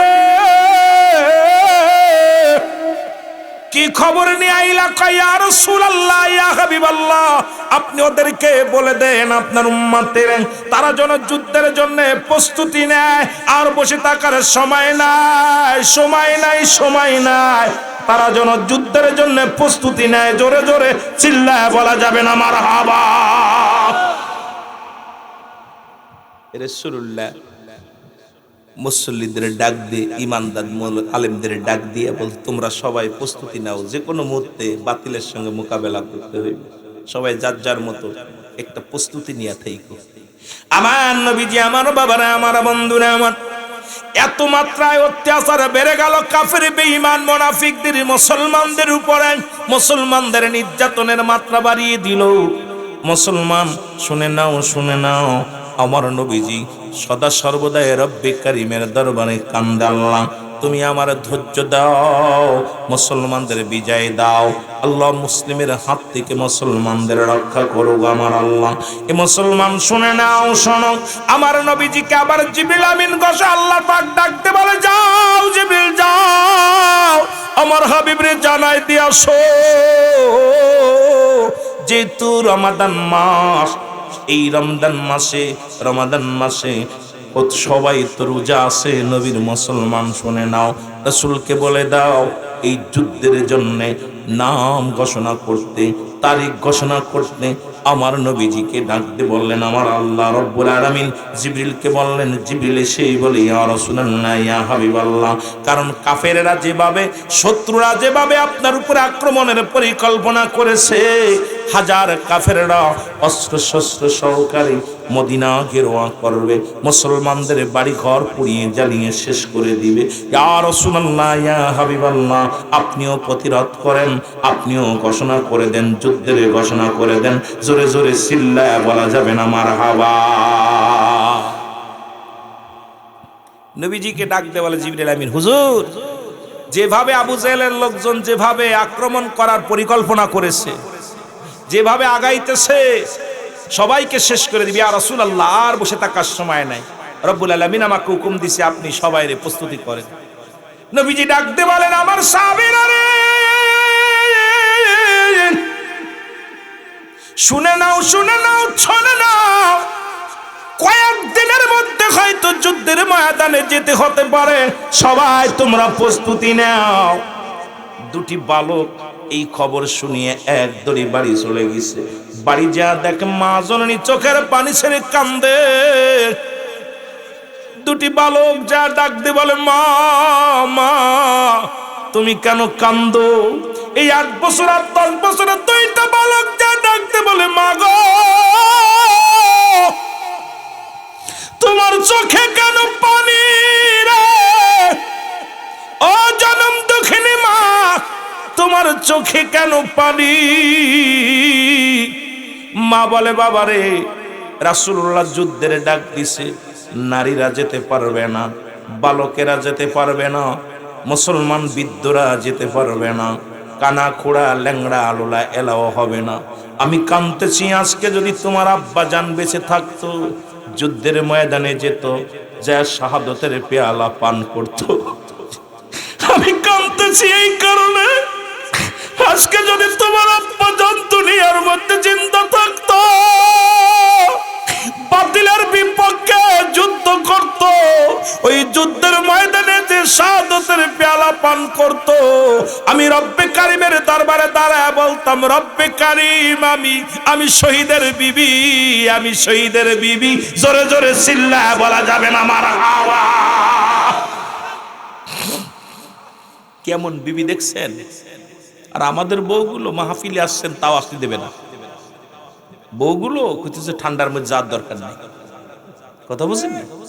কইছে প্রচন্ড ঠান্ডা পড়তেছে, কুয়াশা পড়তেছে, যাওয়ার দরকার নাই। আর কেমন বিবি, আহা, এই জন্য 5টা গুণের নারী বিয়ে করার কথা বলছে। কয়টা গুণের? 5টা গুণের। কয়টা গুণ? 5 গুণের নারী। ভালো করে মুখস্থ করে রাখবেন। আমি আস্তে আস্তে আলোচনায় যাই, দেখা যাক যদি আপনাদের ধৈর্য ধরা যায় আর কষ্ট যদি না হয় ছেড়ে দিব ফস করে, না আর চলবে? চলবে। আমি আগেই বলছি বাবা, আমি এত লম্বা ওরা অনেক বড় ওয়াজ করতাম না, একদম সরল সোজা কথা কইতাম। এটা বুঝলে বুঝপাতা, নাকি তাইরি ভাই কয়, বুঝলে বুঝপাতা, না বুঝলে তেজপাতা। কথা বুঝলেন? বেটা কথা মাঝে মাঝে কিছু কথা কয়, মজাই লাগে। কথা কোন ঠিক কিনা? আল্লাহ কবুল করুক, জোরে বলো না আমিন। আমার বাজানেরা, তো যেটা বলতেছিলাম, কেমন মা, কেমন স্ত্রী ডাক দে বলতেছে, বাজান নবীজি তো যুদ্ধে ডাক দিছে, কিন্তু আমার কষ্ট হলো মহিলাও যেতে পারবে না, আমি তো যেতে পারছি না। বালক তোরা 2টা ছোট ভাই, তোর বয়স 8, তোর বয়স 10, তোদেরকেও নেওয়া যাবে না। এদিকে তোর আব্বা যেন বেঁচে নেয়, আজকে যদি তোর বাপ বেঁচে থাকতো তাহলে ওই শাহাদতের পেয়ালা পান করতো, আহা শহীদ হয়ে যেত। আমি রব্বে কারিমের দরবারে দাঁড়ায় বলতাম, আল্লাহ আমি শহীদের বিবি। সুবহানাল্লাহ বলেন না? দেখছেন নি প্রেম কারে বলে? আহা, প্রেম কাকে বলে? আমরা প্রেম করি সুন্নিরা, নবী নবী কয়ে ফালাফালি করি, পাগল হই, এইটা দেখে ওদের চোখ কানা, ওরা চোখ কানারা কষ্ট পায়। আর নবীর জন্য পাগল যে খালি আমরা ওই নাই, ওই পৃথিবীর মধ্যে 18,000 মাকলুকাতি নবীর জন্য পাগল। জোরে বলেন ঠিক কিনা? সবাই নবীর জন্য পাগল। নবী নিজেই, নবী আল্লাহ নিজেই নবীর জন্য নবীর গুণগান গায়। জোরে বলেন ঠিক কিনা? আরো জোরে বলেন ঠিক কিনা? নবীর প্রশংসা করে, সব নবীরে ডাকছে এক ফেলে, আমার নবীরে হাবিবুল্লাহ দোস্তকে ডাক দিছে। জোরে কোন ঠিক কিনা?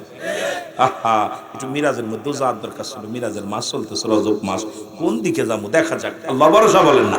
একটু মহব্বতের সঙ্গে দুরূদ শরীফ পড়ুন। আল্লাহুম্মা সাল্লি আলা সাকুই আর নবিয়ানা শাফিয়ানা। আদম যখন মাটি পানি মোর নবীজি খোদা রাসূল। আদম যখন মাটি পানি মোর নবীজি খোদা রাসূল। তার উপরে পড়েন দুরূদ, তার উপরে পড়েন দুরূদ। আল্লাহ ফেরেশতা কুল আল্লাহুম্মা সাল্লি আলা। জোরে জোরে আল্লাহুম্মা সাল্লি আলা সাইয়্যিদিনা।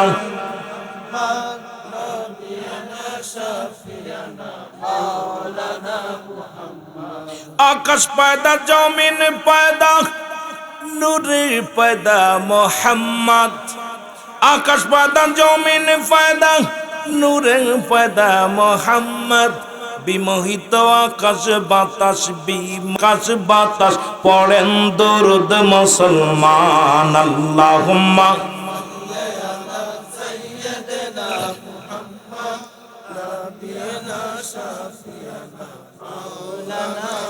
তেষট্টি কাল কাঁদলেন নবী সকলি উম্মতের লাগি। তেষট্টি কাল কাঁদলেন নবী সকলি উম্মতের লাগি। এখনো কান্দেন নবী, এখনো কান্দেন নবী শুইয়া সোনার মদিনায়। আল্লাহুম্মা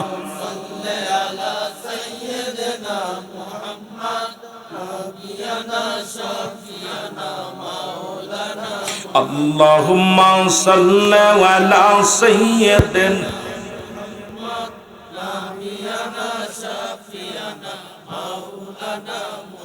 সাল্লু আলাইহি ওয়া সাল্লিমু তাসলিমা।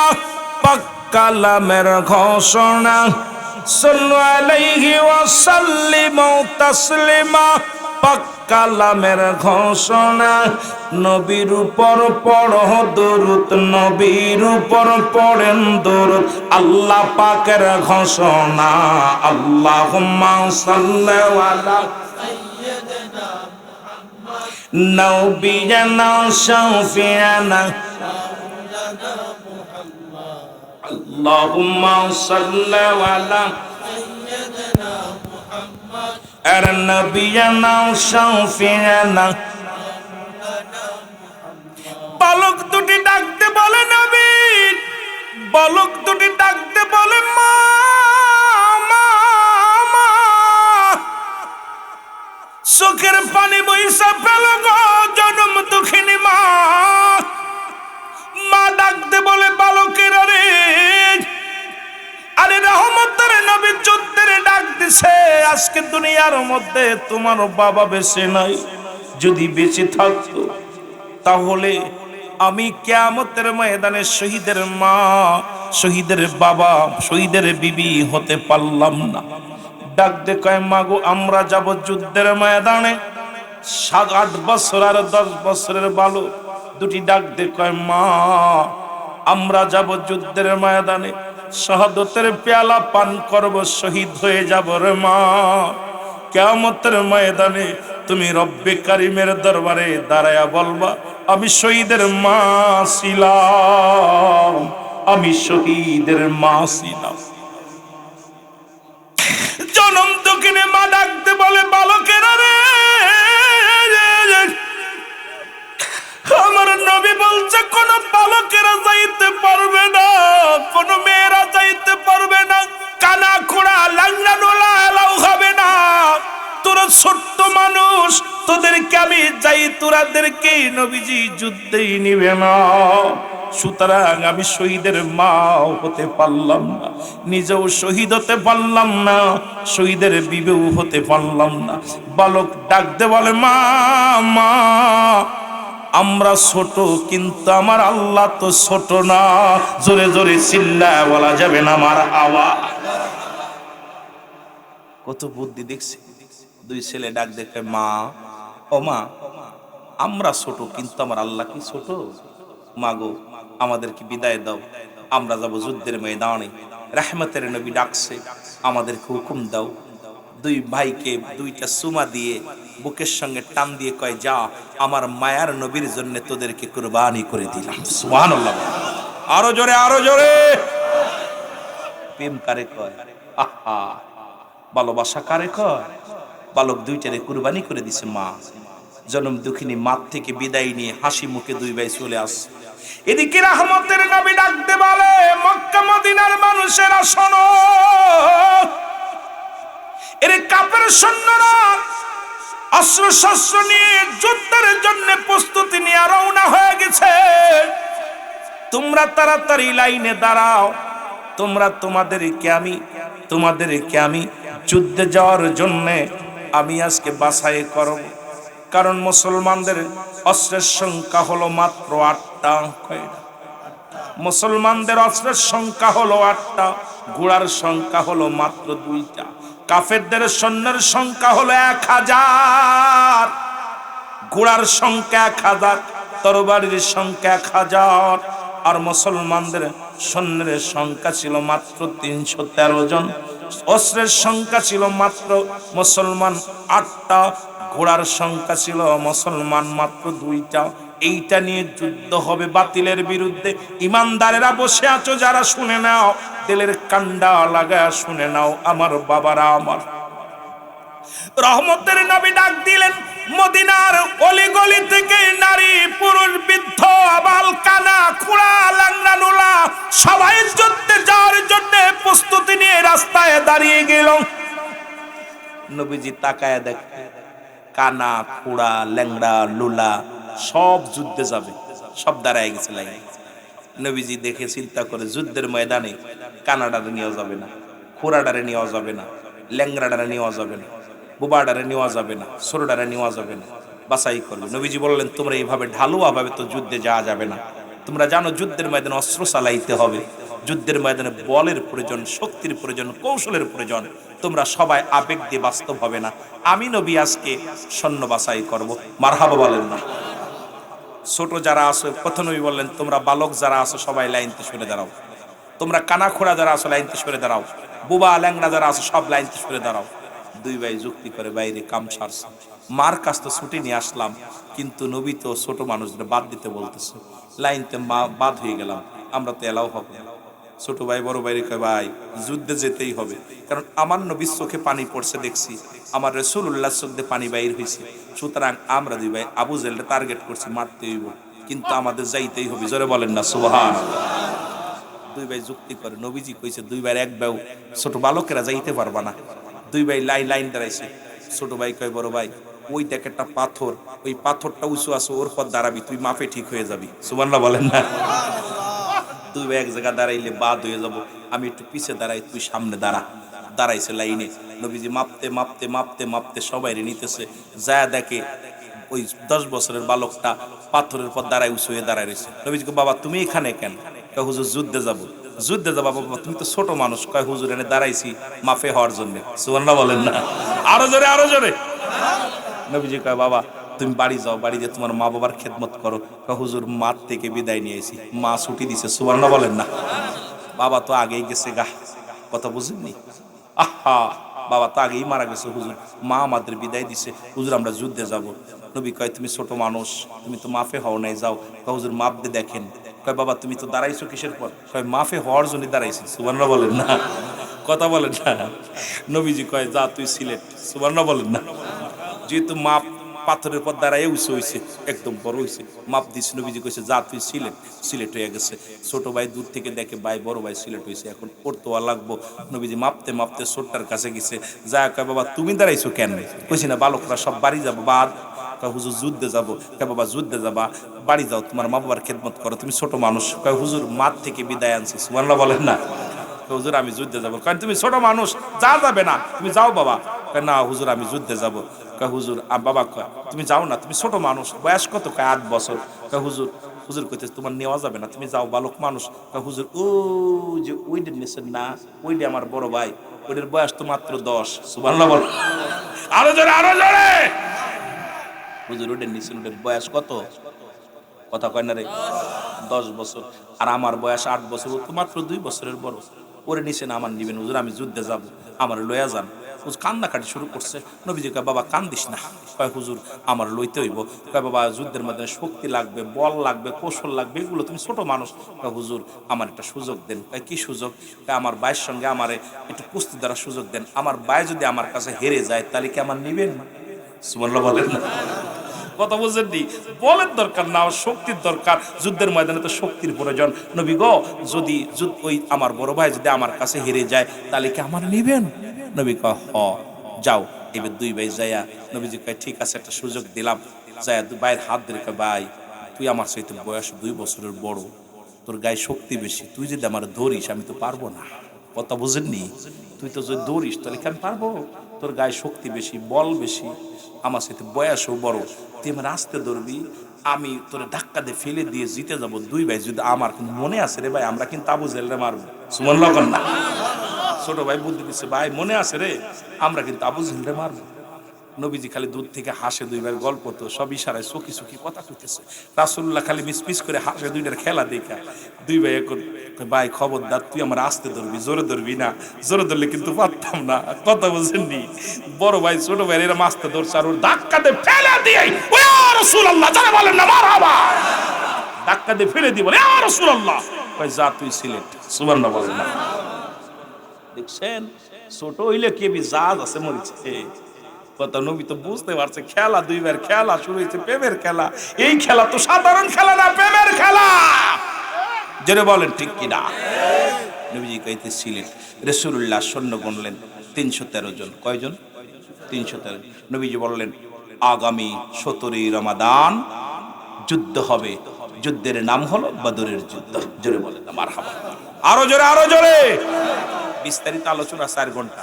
এই সামান্য একটু কথা বোঝানোর জন্য বাচ্চাদেরকে নিয়ে কথাগুলো বললাম। যুদ্ধ হবে, নবীজি গুইনা দেখে কয়শো? কথা কয় না রে, তাড়াতাড়ি কুয়াশ সুরদে করলে বেশি দেরি হয়ে যাবে, কারণ সুর দিতে গেলে একটু এলোমেলো করতে যে মেলা সময় কেটে যাবে। গল্প করে কইলে অনেক ওয়াজ করা যায়। জোরে বলেন ঠিক কিনা? কয়শো? 313 জন। রাসূলুল্লাহ বলে আল্লাহ ওরা 1000 সৈন্য, আমার 313 জন, ওরা যদি আমাদের আক্রমণ করে সব শেষ হয়ে যাবে, আমি দিনের দাওয়াত দিব কারে? আল্লাহ গো, আল্লাহর কাছে কাঁদতেছে। জিবরিল আমিন হাজির হয়ে গেছে। আসসালামু আলাইকুম ইয়া রাসূলুল্লাহ ইয়া হাবিবাল্লাহ। নবী গো, নবী কয় জিবরিল তুমি কেন আইছো? কয় হুজুর আমি আইছি আপনার কাছে। কয় ওহী নিয়ে আইছো? কয় না আজকে ওহী নিয়ে আসি নাই, আপনার কাছে বিশেষ এক সংবাদ নিয়ে আইছি। কয় কি সংবাদ? কয় হুজুর যুদ্ধে রওনা দিবেন এখন? কয় হয় এখন দিব। ওদিকে 1000 সৈন্য নিয়া আবু জেলের দল লোকজন সৈন্য নিয়া অস্ত্র নিয়া শস্ত্র নিয়ে আসতেছে, আমার মাত্র 313 জন। এদেরকে যদি শেষ করে দেয় আমি নবী কাদের কাছে কালেমার দাওয়াত দিব? এরা যদি শেষ হয়ে যায় আমি নবী কাদেরকে নিয়ে ইসলামের দাওয়াত দিব? নবীজি কাঁদতেছে। হুজুর চোখের পানি মুছে ফেলেন, আমারে আল্লাহ পাক 3000 সৈন্যর কমান্ডার বানায় পাঠায় দিয়েছে। সুবহানাল্লাহ বলেন আরো জোরে আরো জোরে। হুজুর 3000 নিয়ে চলে আইছে, আমি প্রস্তুতি কইরা আল্লাহ পাঠায় দিয়ে 3000 ফেরেশতা সৈন্য নিয়ে চলে আইছে, ঘোড়া টোড়া নিয়ে একদম অস্ত্র টস্ত্র নিয়ে 3000 আছে। আর 5000 কম একদম আল্লাহ প্রস্তুতি করে রাখছে, ওই 5000 গোডাউনে রাখছে, খালি ডাক দিবেন চলে আসবে। মোট কত হাজার? 8000। কয় হাজার? 8000। হুজুর টেনশন কিসের? আমি 3000-এর কমান্ডার, 3 আর ওরা হলো 1000, আমি তো 3000-এর কমান্ডার। হুজুর চালান যুদ্ধ। রাসূল একটা মিসকে হাসি দিয়ে দোয়া করে কয় এই সাহাবীরা প্রস্তুতি নাও, চলো। বদর প্রান্তরে চলো, যুদ্ধ শুরু হয়ে গেল, তুমুল আকারের যুদ্ধ। এই যুদ্ধ এমন যুদ্ধ, কাটাকাটি, মারামারি, হানাহানি। আমার বাবারা, মুসলমানরা শহীদ ওদেরকে একদম কতল করে দিলেন 70 জনকে। কয়জনকে জোরে বলেন, কয়জন? 70 জন বন্দি করলেন, 70 জন। আর 70 জন রে একবারে ফিনিশ করে দিছে। আর মুসলমানদের শাহাদাতের পেয়ালা পান করলেন মাত্র 14 জন। কয়জন জোরে বলেন, কয়জন? সংখ্যা ছিল কত? জোরে কয় না রে?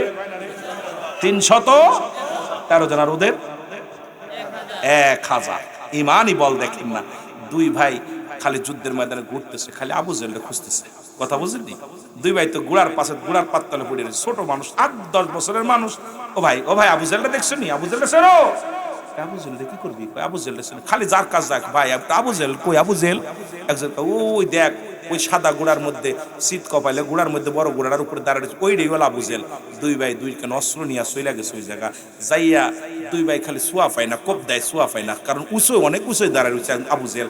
দুই ভাই, বড় ছোট ভাই কয়, বড় ভাই এইভাবে মারা যাবে না, তুমি একটা কাজ করো, তুমি সামনে দাঁড়ায়া ঘোড়ার পায়ে কোপ মেরে দিবা, পাও কেটে যাবে, ঘোড়া পড়ে যাবে, আমি পিছন থেকে ছেড়ে দিব। সুবহানাল্লাহ বলেন না? কৌশল অবলম্বন করতেছে, কথা বোঝেননি? আর নবীর প্রেমিকেরা বড় ভাইরে কই, ভাই তুই শুধু, তুমি কি করবা, ঘোড়ার পার মধ্যে কোপ দিবা, ঘোড়ার পা কেটে যাবে আর ঘোড়া পড়ে যাবে, এই ফাঁকে আমি ছেড়ে দিব। ঠিক একই অবস্থা, বড় ভাই ঘোড়ার পায়ের মধ্যে কোপ দিছে, আর ঘোড়া যেই পড়ে গেছে, পিছন থেকে ছোট ভাই একদম আবু জেহেলের ঘাড় যেতে পারে। আল্লাহু আকবার বলেন না? এদিকে আবু জেহেলের ছেলে আসিয়া ছোট ভাইয়ের হাতের মধ্যে কোপ লাগা দিছে। যখন হাতটা সম্পূর্ণ কেটে গেছে, সামান্য একটু চলতেছে, ছোট ভাই দেখে হাতটা অসাল, আর চলে না। ডান হাতের তরবারিটা বাম হাতের মধ্যে নিয়ে ডান হাতটা পাততলে দিয়া টান দে ছিঁড়ে বলে, ইয়া রাসূলুল্লাহ, ইয়া হাবিবাল্লাহ, আমার এই হাতে ডিস্টার্ব করে, এই হাতটা আমি রাখবো না। সুতরাং বা হাত দিয়ে খুব শুরু করে দিলেন। মুসলমান গভীর মনোযোগ। দুই ভাই আবু জেহেলের ছেলে আসিয়া দুই ভাইকে চির বিদায় করে দিল, এই দুনিয়ার মায়া ছেড়ে চলে গেল। রাসূলুল্লাহ সাহাবীদের লাশগুলো যখন আনলেন, বদর প্রান্তরের লাশগুলো টেনে টেনে আনা হলো রাসূলের কাছে। আমার নবীর সামনে ওই বালক দুটের লাশ, 8 বছর আর 10 বছরের লাশ দুটো। রাসূলুল্লাহ দিকে চোখের পানি ধরে রাখতে পারে না। আমার নবী কাঁদদার কয়, বালকের রে, আমি নবীর এত ভালোবাসো রে, ও বালকের রে, আমি নবীর জন্য, ইসলামের জন্য তোর তাজা জীবন দুটি দিয়া গেলি। জিবরিল আমিন এসে বলে, ইয়া রাসূলুল্লাহ, ইয়া হাবিবাল্লাহ, জান্নাতের দরজাগুলো খুলে, জান্নাতের দরজাগুলো খুলে, ফেরেশতারা হালান সালাম, ফেরেশতারা অপেক্ষাতে কখন আসবে, কখন আসবে। ইয়া রাসূলুল্লাহ, ইয়া হাবিবাল্লাহ, প্রত্যেকটা সাহাবীদের জন্য জান্নাতে সুসজ্জিত করা হয়েছে। ইয়া রাসূলুল্লাহ, ইয়া হাবিবাল্লাহ, যেমন আমাদের মুসলমান 15 বছর পরে তার এক দেশে আসলো, যেমন তার জন্য বিশাল আয়োজন করা হলো। এর মুসলমান নবীর প্রেমিক যখন দুনিয়া থেকে জীবন দিয়া গেল, জান্নাতি হুর গেলে মানগল তার স্বাগতম জানানোর জন্য জান্নাতকে আরো সুসজ্জিত করিয়া দুনিয়ার মধ্যে মুসলমান শুনে নাও, শুনে নাও, আমার আল্লাহর মেহমান, নবীর মেহমান, মুসলমান শুনে নাও, এই পৃথিবীর মধ্যে জান্নাতি মেহমানগুলো তাদেরকে স্বাগতম জানায় জান্নাতি ফেরেশতারা তাদের জন্য অপেক্ষা করতেছে। আমার ভাইয়েরা, এই বালক দুটি আমার রাসূলকে কত ভালোবেসেছিল, জীবন দিয়া প্রমাণ করে দিল, জীবনের চাইতে আমার নবীর ভালোবাসা বড়। জোরে বলেন ঠিক কিনা? এই হলো এই জন্য ব্যক্তির জীবনের অমূল্য সম্পদের নাম হলো রূহ, আর মানব জীবনের অমূল্য সম্পদের নাম ঈমান। রূহবিহীন যেমন বডির কোনো মূল্য নাই, বডির কোনো মূল্য নাই, বডির আর মূল্য, একটা চোখ নাই, হাত নাই, কান নাই, যদি রূহ থাকে বডির আর মূল্য আছে, কিন্তু সব দেখতে শুনতে ভালো, রূহটা নাই, এই বডির কোনো মূল্য নাই। তদ্রূপ ঈমানবিহীন কোনো আমলের মূল্য নাই। ঈমান একটা হলো ঈমান, একটা হলো আমল। নামাজ পড়েছেন এটার নাম আমল, রোজা রাখছেন এটার নাম আমল, হজ করেছেন এটার নাম আমল, যাকাত দিয়েছেন এটার নাম আমল, ইবাদত বন্দেগী যা করেছেন এটা হলো আমল। আর ঈমান হলো নবী মুহাম্মদুর রাসূলুল্লাহ সাল্লাল্লাহু আলাইহি ওয়াসাল্লাম। ঈমান ওয়া মোলো আমার নবী মুস্তাফা গো, জোরে বলেন ঈমান ওয়া মোলো আমার নবী। জাহান্নামে পড়ে থাকি তবুও না ভয় করি, ইশকে মুহাম্মাদের মালা যদি গলে রয় গো। ঈমান ওয়া মোলো আমার নবী মুস্তাফা গো, জোরে বলেন ঈমান ওয়া মোলো আমার নবী মুস্তাফা গো। তোর যদি ঈমানই না থাকে তোর কিসের আমল? দাড়ি টুপি জুব্বা পাগড়ির বড়াই করো, ঈমান নাই, এই বস্তুটাই নাই, জোরে বলেন ঠিক কিনা? এ আমার ভাইয়েরা, আমার বন্ধুরা, আমার এ তো গেল বালকদের কথা, একটু যুবকদের কথা বলি। সময় তো দৌড়াই, প্রচুর দৌড়াইতেছে। এ আমার যুবক বন্ধুরা শোনে নাও, রাসূল ঘোষণা করে দিলেন, নবীজি আমার এইরকম হাজার হাজার শত শত যুবকেরা বসে আছে। রাসূলুল্লাহ বললেন আরেকটা যুদ্ধের নাম ঘোষণা করলেন, সেই যুদ্ধের নাম হলো, নবীজি বললেন সেই যুদ্ধের নাম হলো হুনাইনের যুদ্ধ। জোরে জোরে বলো মারহাবা। যুদ্ধের নাম কি? হুনাইনের যুদ্ধ। রাসূল বললেন আমি 3 জন সেনাপতির নাম ঘোষণা করব। কয়জন? তার মানে আর বুঝতে বাকি নাই, 2 জন আগেই শেষ। কথা বুঝলেন? রাসূল যাদের নাম যুদ্ধে একাধিক সাহাবীদের নাম ঘোষণা করেছে, মুসলমান 2 জন বললে 1 জন বিদায় হয়ে গেছে, 3 জন বললে 2 জন বিদায় হয়ে গেছে। কারণ আমার নবীজি এই পৃথিবীর মধ্যে 3 জন সেনাপতির নাম ঘোষণা করবে। নবীজির সাহাবীরা বসে আছে, কার নাম বলবে রে? আমার যুবক আব্বার একটু শুনে নাও, যারা এখানে বসে আছো একটু তোমাদেরকে দিয়ে আসি নবীর প্রেমের কথাগুলো বলে আসি।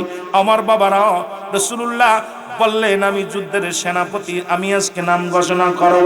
সাহাবীরা অপেক্ষা আছে, কার নাম বলবে? সবাই আছে আমার নাম বলবে, ও মনে করে আমার নাম বলবে, ও মনে বলে আমার নাম বলবে। আমার নবী ডাকতে বলে সাহাবীরা রে,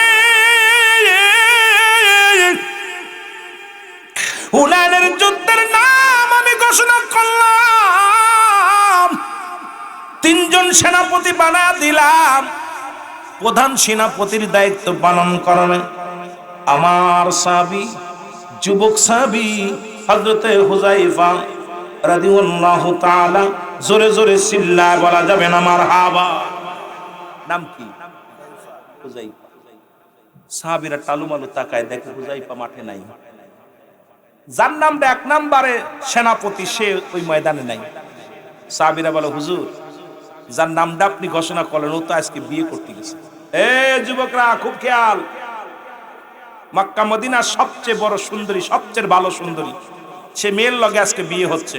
ও তো বিয়ের সিঁড়িতে বসছে। ইয়া রাসূলুল্লাহ, ইয়া হাবিবাল্লাহ, ওর নামটা ঘোষণা করলেন। নবীজি বললেন কি বললা? কয় হুজুর ও তো বিয়ে করতে গেছে। কথা বুঝেননি? বিয়ে করতে গেছে, বোঝেন কথা?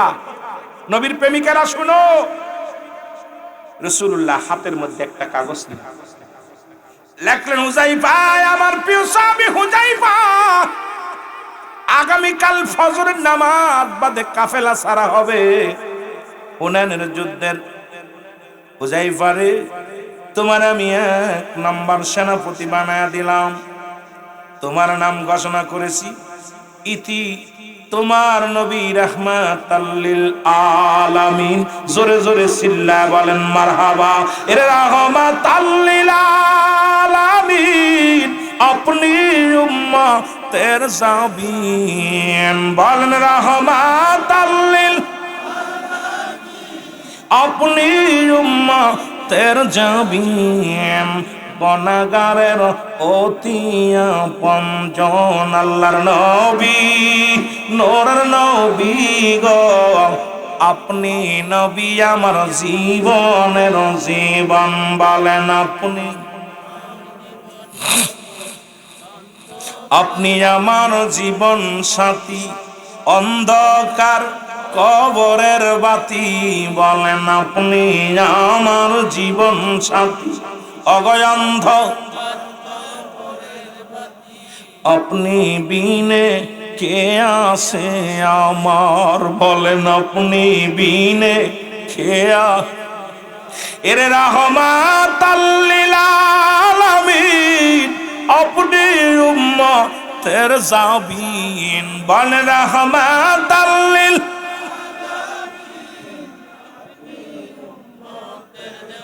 গুনাহগারের অতি আপনজন আল্লাহর নবী নূরের নবী গো আপনি নবী আমার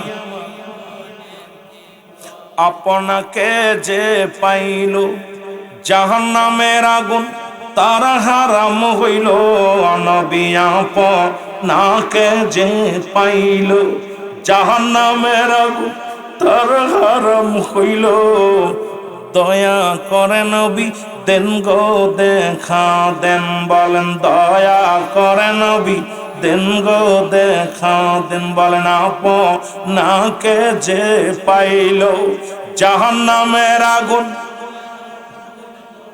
দয়া করে নবী দেন গো দেখা দেন আল্লাহর নবী মায়ার নবী গো আপনি নবী আমার জীবনের জীবন বলেন আপনি অন্ধকার ভোরের বাতি আপনাই সারা বলেন বাঁশি কেমনে বলেন আপনাই সারাই আমি এ দুনিয়ার মুসলমান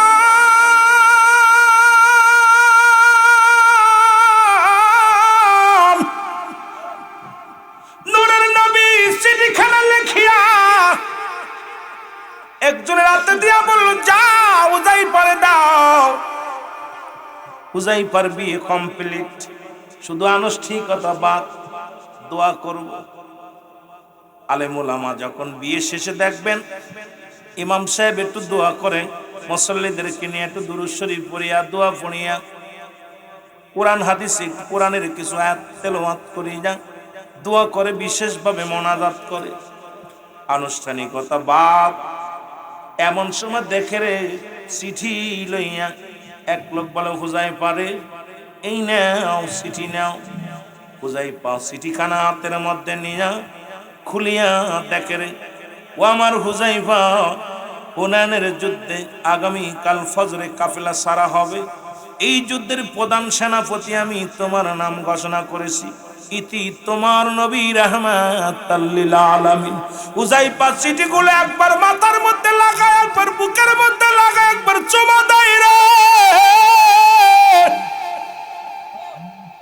রাসূলুল্লাহ চিঠিখানা পায়া ডাকতে হুযায়ফা লাফ দুটে দাঁড়ায় বলে লোকজনেরা শোনো তোমরা থাকো আমি রওনা দিলাম হুযায়ফার শ্বশুর এসে বলে বাবা কি হয়েছে দেরি নাই রে আমার নবী রাহমাতাল লিল আলামিনের চিঠি আমার নবী যে চিঠি লিখছে রে রহমতের নবী চিঠি পাঠাইছে হুনাইনের যুদ্ধের সেনাপতি বানাইছে আমারে হুযায়ফারে আমার মেয়েটা কোনোদিন কোনো বেগা কোনো পুরুষ দেখে নাই তুমিও কোনো নারী দেখো নাই হুযায়ফারে তোমার বিবিটারে নিয়ে যাও তুমি তোমার বিবিকে একটু দেখো তোমার বিবিও তোমারে দেখো হুযায়ফা কয় আর একটা সেকেন্ড দেরি নয় কারণ আগামী কাল ফজরের নামাজ বাদে কাফেলা সারা হবে আমি আর দেরি করতে পারি না দৌড়তে রওনা মুসলমান দৌড় শুরু করে দিলেন পিছন থেকে সবাই ডাকতে বলে হুযায়ফা আরে দাঁড়াও দাঁড়াও হুযায়ফা কয় না রে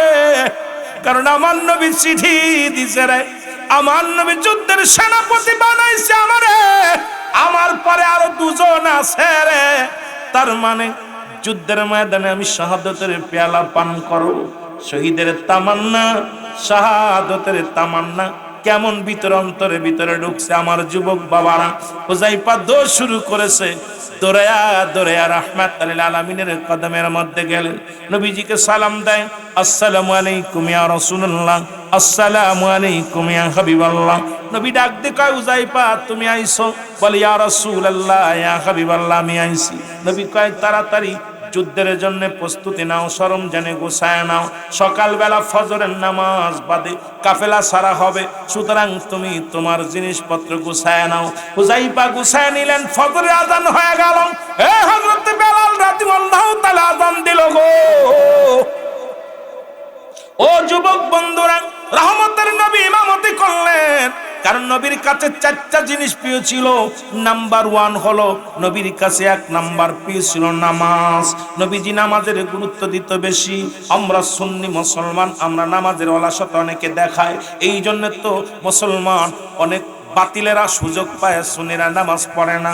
আমি বলি তোদের পায়ে হাত দিয়ে বলি, নবী নবী বলে যদি পাগল হও, নবীর কাছে 1 নাম্বার প্রিয় ছিল নামাজ, 2 নাম্বার নবীর কাছে প্রিয় ছিল তার উম্মতগণ, 3 নাম্বার প্রিয় ছিল তার বিবিগণ, 4 নাম্বার প্রিয় ছিল সুগন্ধি জিনিস। আমি সুন্নি ভাইদের কাছে অনুরোধ করে যাব, আজ থেকে বিড়ি সিগারেটকে না বলবেন, আজ থেকে পরের বোর দিকে আর নজর দিবেন না, পরের বিবির দিকে আর নজর দিবেন না, নিজের বিবির দিকে নজর দিবেন। বাবারা আমার, নিজের আপন ভাইয়ের চৈতন্য ও মুসলিম ভাই মুসলমান শুনে নাও, আর সুন্নি ভাইকে জীবনের চাইতে বেশি ভালোবাসবেন। এক সুন্নি ভাই আর এক সুন্নি ভাইকে আপনার জীবনের চাইতে অধিক পরিমাণ ভালোবাসবেন। আজ থেকে প্রতিজ্ঞা করবেন, নামাজ ছাড়বেন না, সামনের কাতারে যে বসবেন, যাতে করে বাতিলেরা সুযোগ না পায় জামাতে আসার। বারবারে আমরা যদি জামাতে নামাজ ঠিক মতো আদায় করি, দেখবেন বাতিলদের মসজিদে জায়গা হবে না। জোরে বলেন ঠিক কিনা? এই 3টা দিন আমার বড় কষ্ট লাগে। রাসূলের আদর্শ যদি আমাদের ভিতরে না থাকে, সুন্নি বইলা লাফালাফি করি, মানুষ টিটকিরি মারে, দাড়ি চাষি বারে বারে কই যে নবীর ভালোবাসে, ওরা হাসে। দাড়ি বালক বারে বারে চাষি আর কই নবীর প্রেমিক, নবীর প্রেমিক। ওরা কয় দেখ এটা কি, পাগলে কি কয়, পাগলে কি কয়। কারণ এই জন্য আমার নবীর সাথে কবরে ডাক দিও না, বলো নবীজিকে,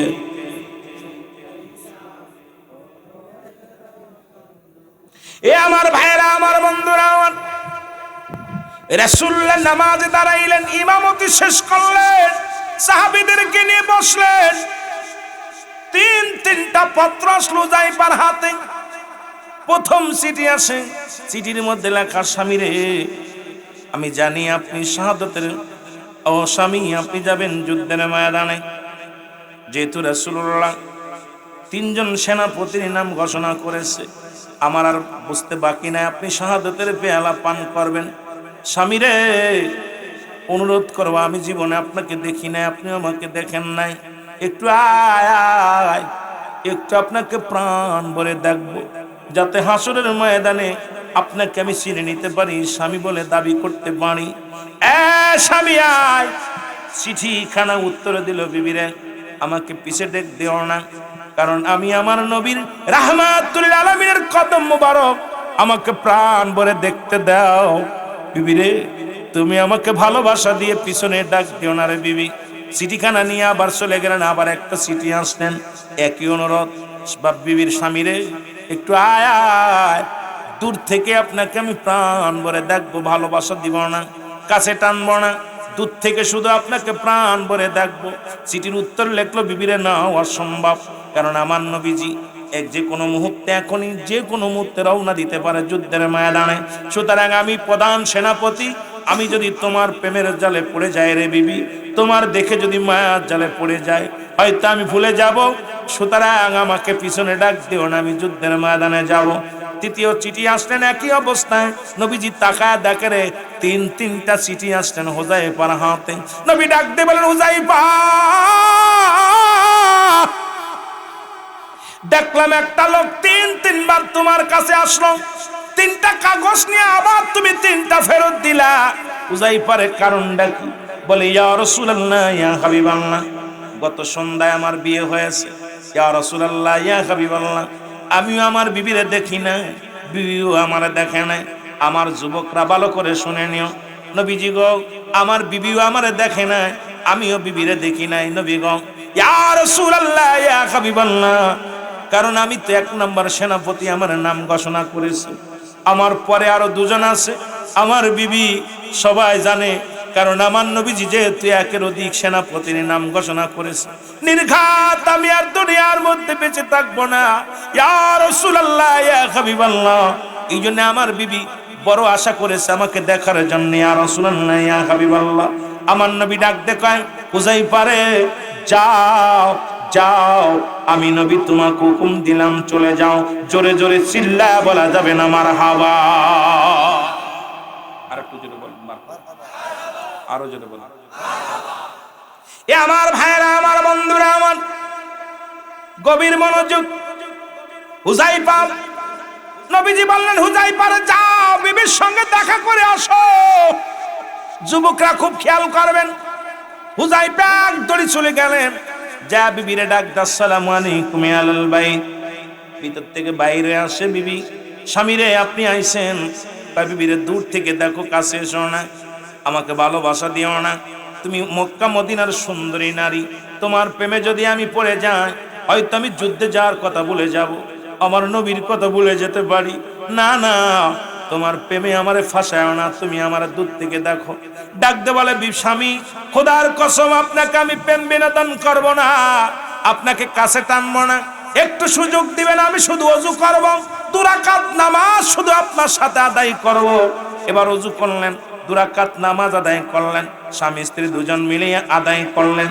আদায় করিয়া বলে, স্বামী রে আজকে আমি দোয়া করব, আপনি শুধু আমিন শব্দটা ব্যবহার করবেন, আপনার আর কিছু বলা লাগবে না, আপনার কাছে আমি কিচ্ছু চাই না, শুধু আপনি আমিন শব্দটা বলবেন। আমার নবীজি, নবীর গোলাম কি করলেন, আমার বাবারা আমার শোনে না, এবার হাত উঠায়া দিলেন। মুসলমান হুযায়ফার বিবি কান্দে, রব্ব, আমার রব, বাবার প্রতিপালক, রব্বানা যালামনা আনফুসানা ওয়া ইল্লাম তাগফির লানা আতারহামনা লানাকুনান্না মিনাল খাসিরিন।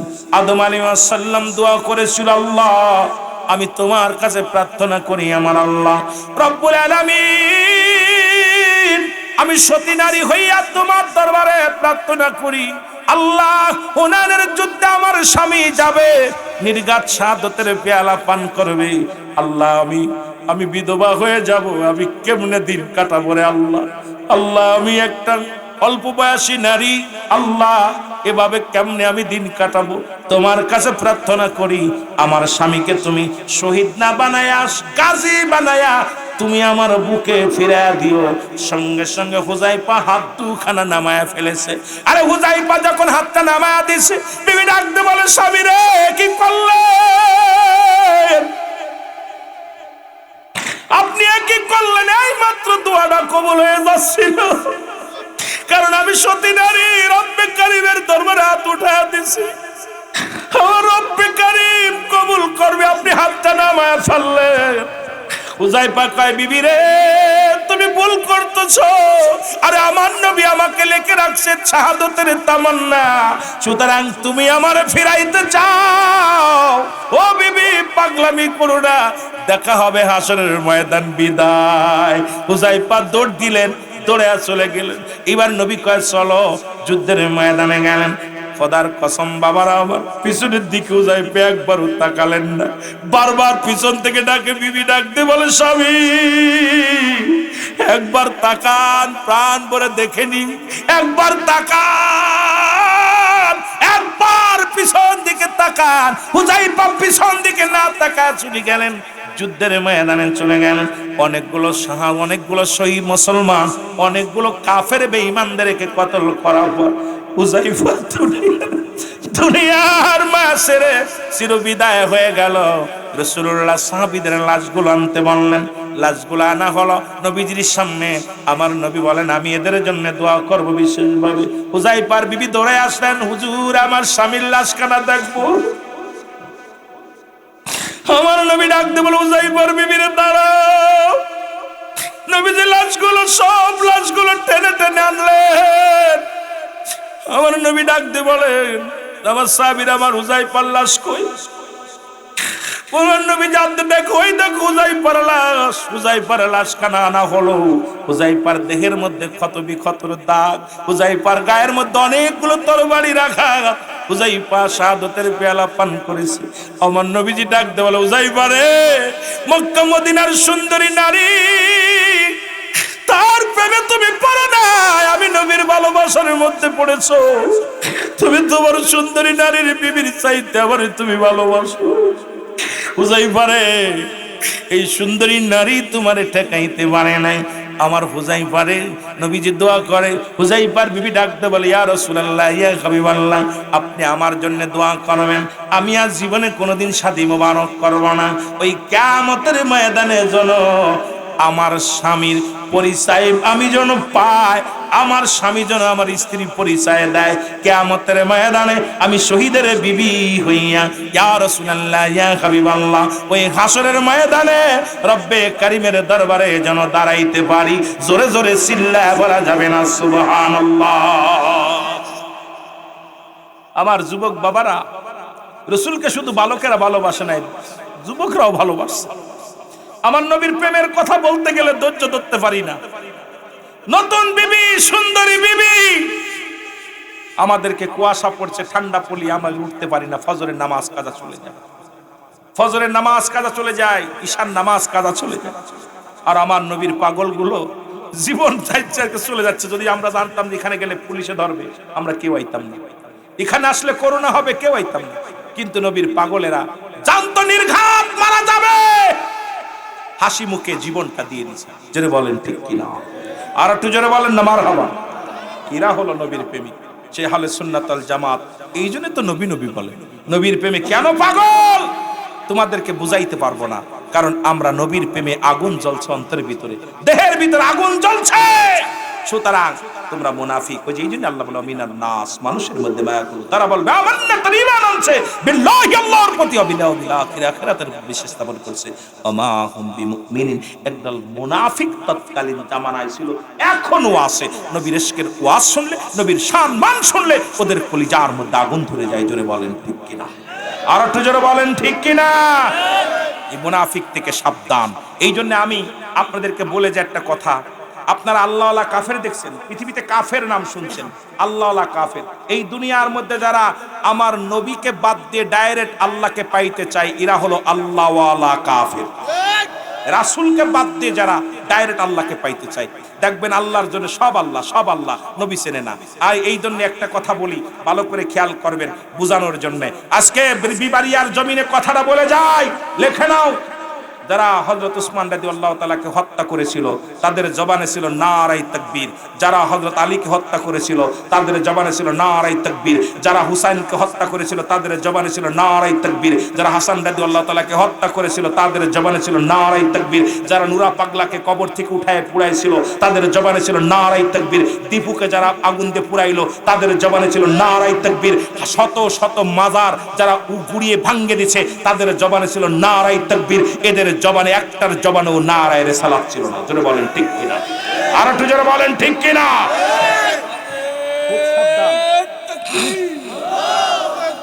আরে রিসালাত, উনি আল্লাহর দুশমনেরা, কোরআন সুন্নাহর আলো, দাঁড়িয়ারা বিষ্ণু সদাগর পাড়ার পক্ষ থেকে। হয়তো আমার পরে অনেকে ক্ষিপ্ত হবেন সত্য প্রকাশ করার জন্যে। আজকে দেখেন তাদের জবানে দাড়ি, টুপি, জুব্বা সব আছে, জবান দিয়ে বলছে নারায়ে তাকবীর বলে ভাঙ্গে উড়িয়ে দিতেছে। এই যখন হাসান হোসাইন রাদিয়াল্লাহু তাআলাকে হত্যা করেছিল, হুসাইন শিবিরও আজান হয়েছিল, এজিদ শিবিরও আজান হয়েছিল। সুতরাং দুই শিবিরে আজান হয়েছিল। এক শিবির ওরা হত্যা করেছিল, রক্ত নিয়ে খেলা করেছিল, আর এক শিবির জীবন দিয়া তবু আল্লাহর গোলামি করেছিল। জোরে বলেন ঠিক কিনা? সুতরাং এই জন্য হলে সুন্নাতুল জামাত জায়গা দেখাইতে পারবেন না এরা নারায়ে রিসালাত বলে কেউর ঘরে আগুন দিছে, নারায়ে রিসালাত বলে কারুর মাজার ভাঙছে, নারায়ে রিসালাত করে কাউকে হত্যা করেছে, নারায়ে রিসালাত করে দুর্নীতিবাজ করছে। কারণ নারায়ে রিসালাত যারা বলে এরা শান্তিপ্রিয় দল। জোরে বলেন ঠিক কিনা? আরো জোরে বলেন ঠিক কিনা? সুতরাং ইতিহাস একটু খোঁজেন, ইতিহাস খোঁজেন। সাহাবীদের হত্যা করেছে, তাবেঈদের হত্যা করেছে, আমার আল্লাহর ওলিদের হত্যা করেছে, ওলি আল্লাহদের মাজারগুলো গুড়িয়ে দিতেছে। আজকে যারা সবার জবান দিয়ে নারায়ে তাকবীর আছে, নারায়ে রিসালাত নাই। যারা বলেন ঠিক কিনা, আরো যারা বলেন ঠিক কিনা। সুতরাং সাবধান, চলছে ধর্ম নিয়ে বাড়াবাড়ি আগুন ইমানের বাজারে, থাইকো হুঁশিয়ারে মুমিন থাইকো হুঁশিয়ারে। শেখ সাদি আব্দুল্লাহর বাপ গাইছে, তাই না? চলছে ধর্ম নিয়ে বাড়াবাড়ি, চলছে ধর্ম নিয়ে বাড়াবাড়ি আগুন ইমানের বাজারে, থাইকো হুঁশিয়ারে মুমিন থাইকো। উম্মত হবে ৭৩ দল, ৭২ দল যাবে রসাতল, বলছে নবীগণে। বর্তমানে বাতিল ফেরকা দেশটা গেছে ভরে। ঠিক কিনা, ঠিক কিনা? ওরা কবি নবী মাটির মানুষ, ওরা বল মিলাদ ক্যাম্প করা যাবে না, ওরা বল বলিদের কাছে যাওয়া যাবে না, ওরা বলে মাজারে কিছু নাই। মাজারালা আজকে দুনিয়ার মধ্যে যেগুলো মাজার ভাঙছো, মাজারালা কি ক্ষতি করছে তোমার? মাজারালা কোনো ক্ষতি করে নাই। কিন্তু আমি দেখলাম তিরমিজি শরীফের হাদিস ৩৯৫২ নম্বর হাদিসটা, আমি দেখে আশ্চর্য হয়ে গেলাম। বলছে নবীজি বলছে, শেষ জামানায় একদল মানুষ নিজেরা মূর্তি পূজা করবে আর অন্যকে উৎসাহিত করবে। দেখলাম আমাদের জামানায় বর্তমান দাড়িওয়ালা টুপিওয়ালারা পীর সাহেব যাইয়া সিজদায় পড়ে আছে। জোরে কোন ঠিক কিনা, জোরে বলেন ঠিক কিনা। এই হাদিস আমার আব্বার কথা না, তিরমিজি শরীফের ৩৯৫২ নম্বর হাদিসটা। নবীজি বলে গেছে একদল উম্মত হবে, তারা নিজেরা মূর্তি পূজা করবে আর অন্যকে উৎসাহিত করবে। দেখলাম আবার বাবারা একটা নারায়ের সালাতের ভাইরা কেউ মূর্তি পূজা করতে যায় নাই, কেউ সিজদায় পড়ে নাই। আমরা মাজার জিয়ারত করতে যাই, মাজার পূজা করতে যাই না। জোরে বলেন ঠিক কিনা। কিন্তু তোমরা মাজারে যে সিজদা দিছো, নামাজ পড়ছো, দোয়া করছো, প্রমাণ আছে হাজার হাজার। আমরা বিরোধিতা করতে চাই না, কারণ আমরা চাই না অশান্তি, আমরা চাই শান্তি। আমরা আমরা আমরা আসলেই সুন্নিরা আমরা ক্ষমতা কেন্দ্রিক দল না, আমাদের দলটা হলো আদর্শ কেন্দ্রিক দল, নবী কেন্দ্রিক দল। জোরে বলেন ঠিক কিনা। সুতরাং বর্তমান অবস্থা খুব ভালো না। সুন্নি ভাইদেরকে বলবো, সামনে নির্বাচন, খুব সাবধান। অনেক মার খেয়েছি, অনেক গালি শুনেছি, অনেক কষ্ট পেয়েছি, আমাদের আর সময় নাই।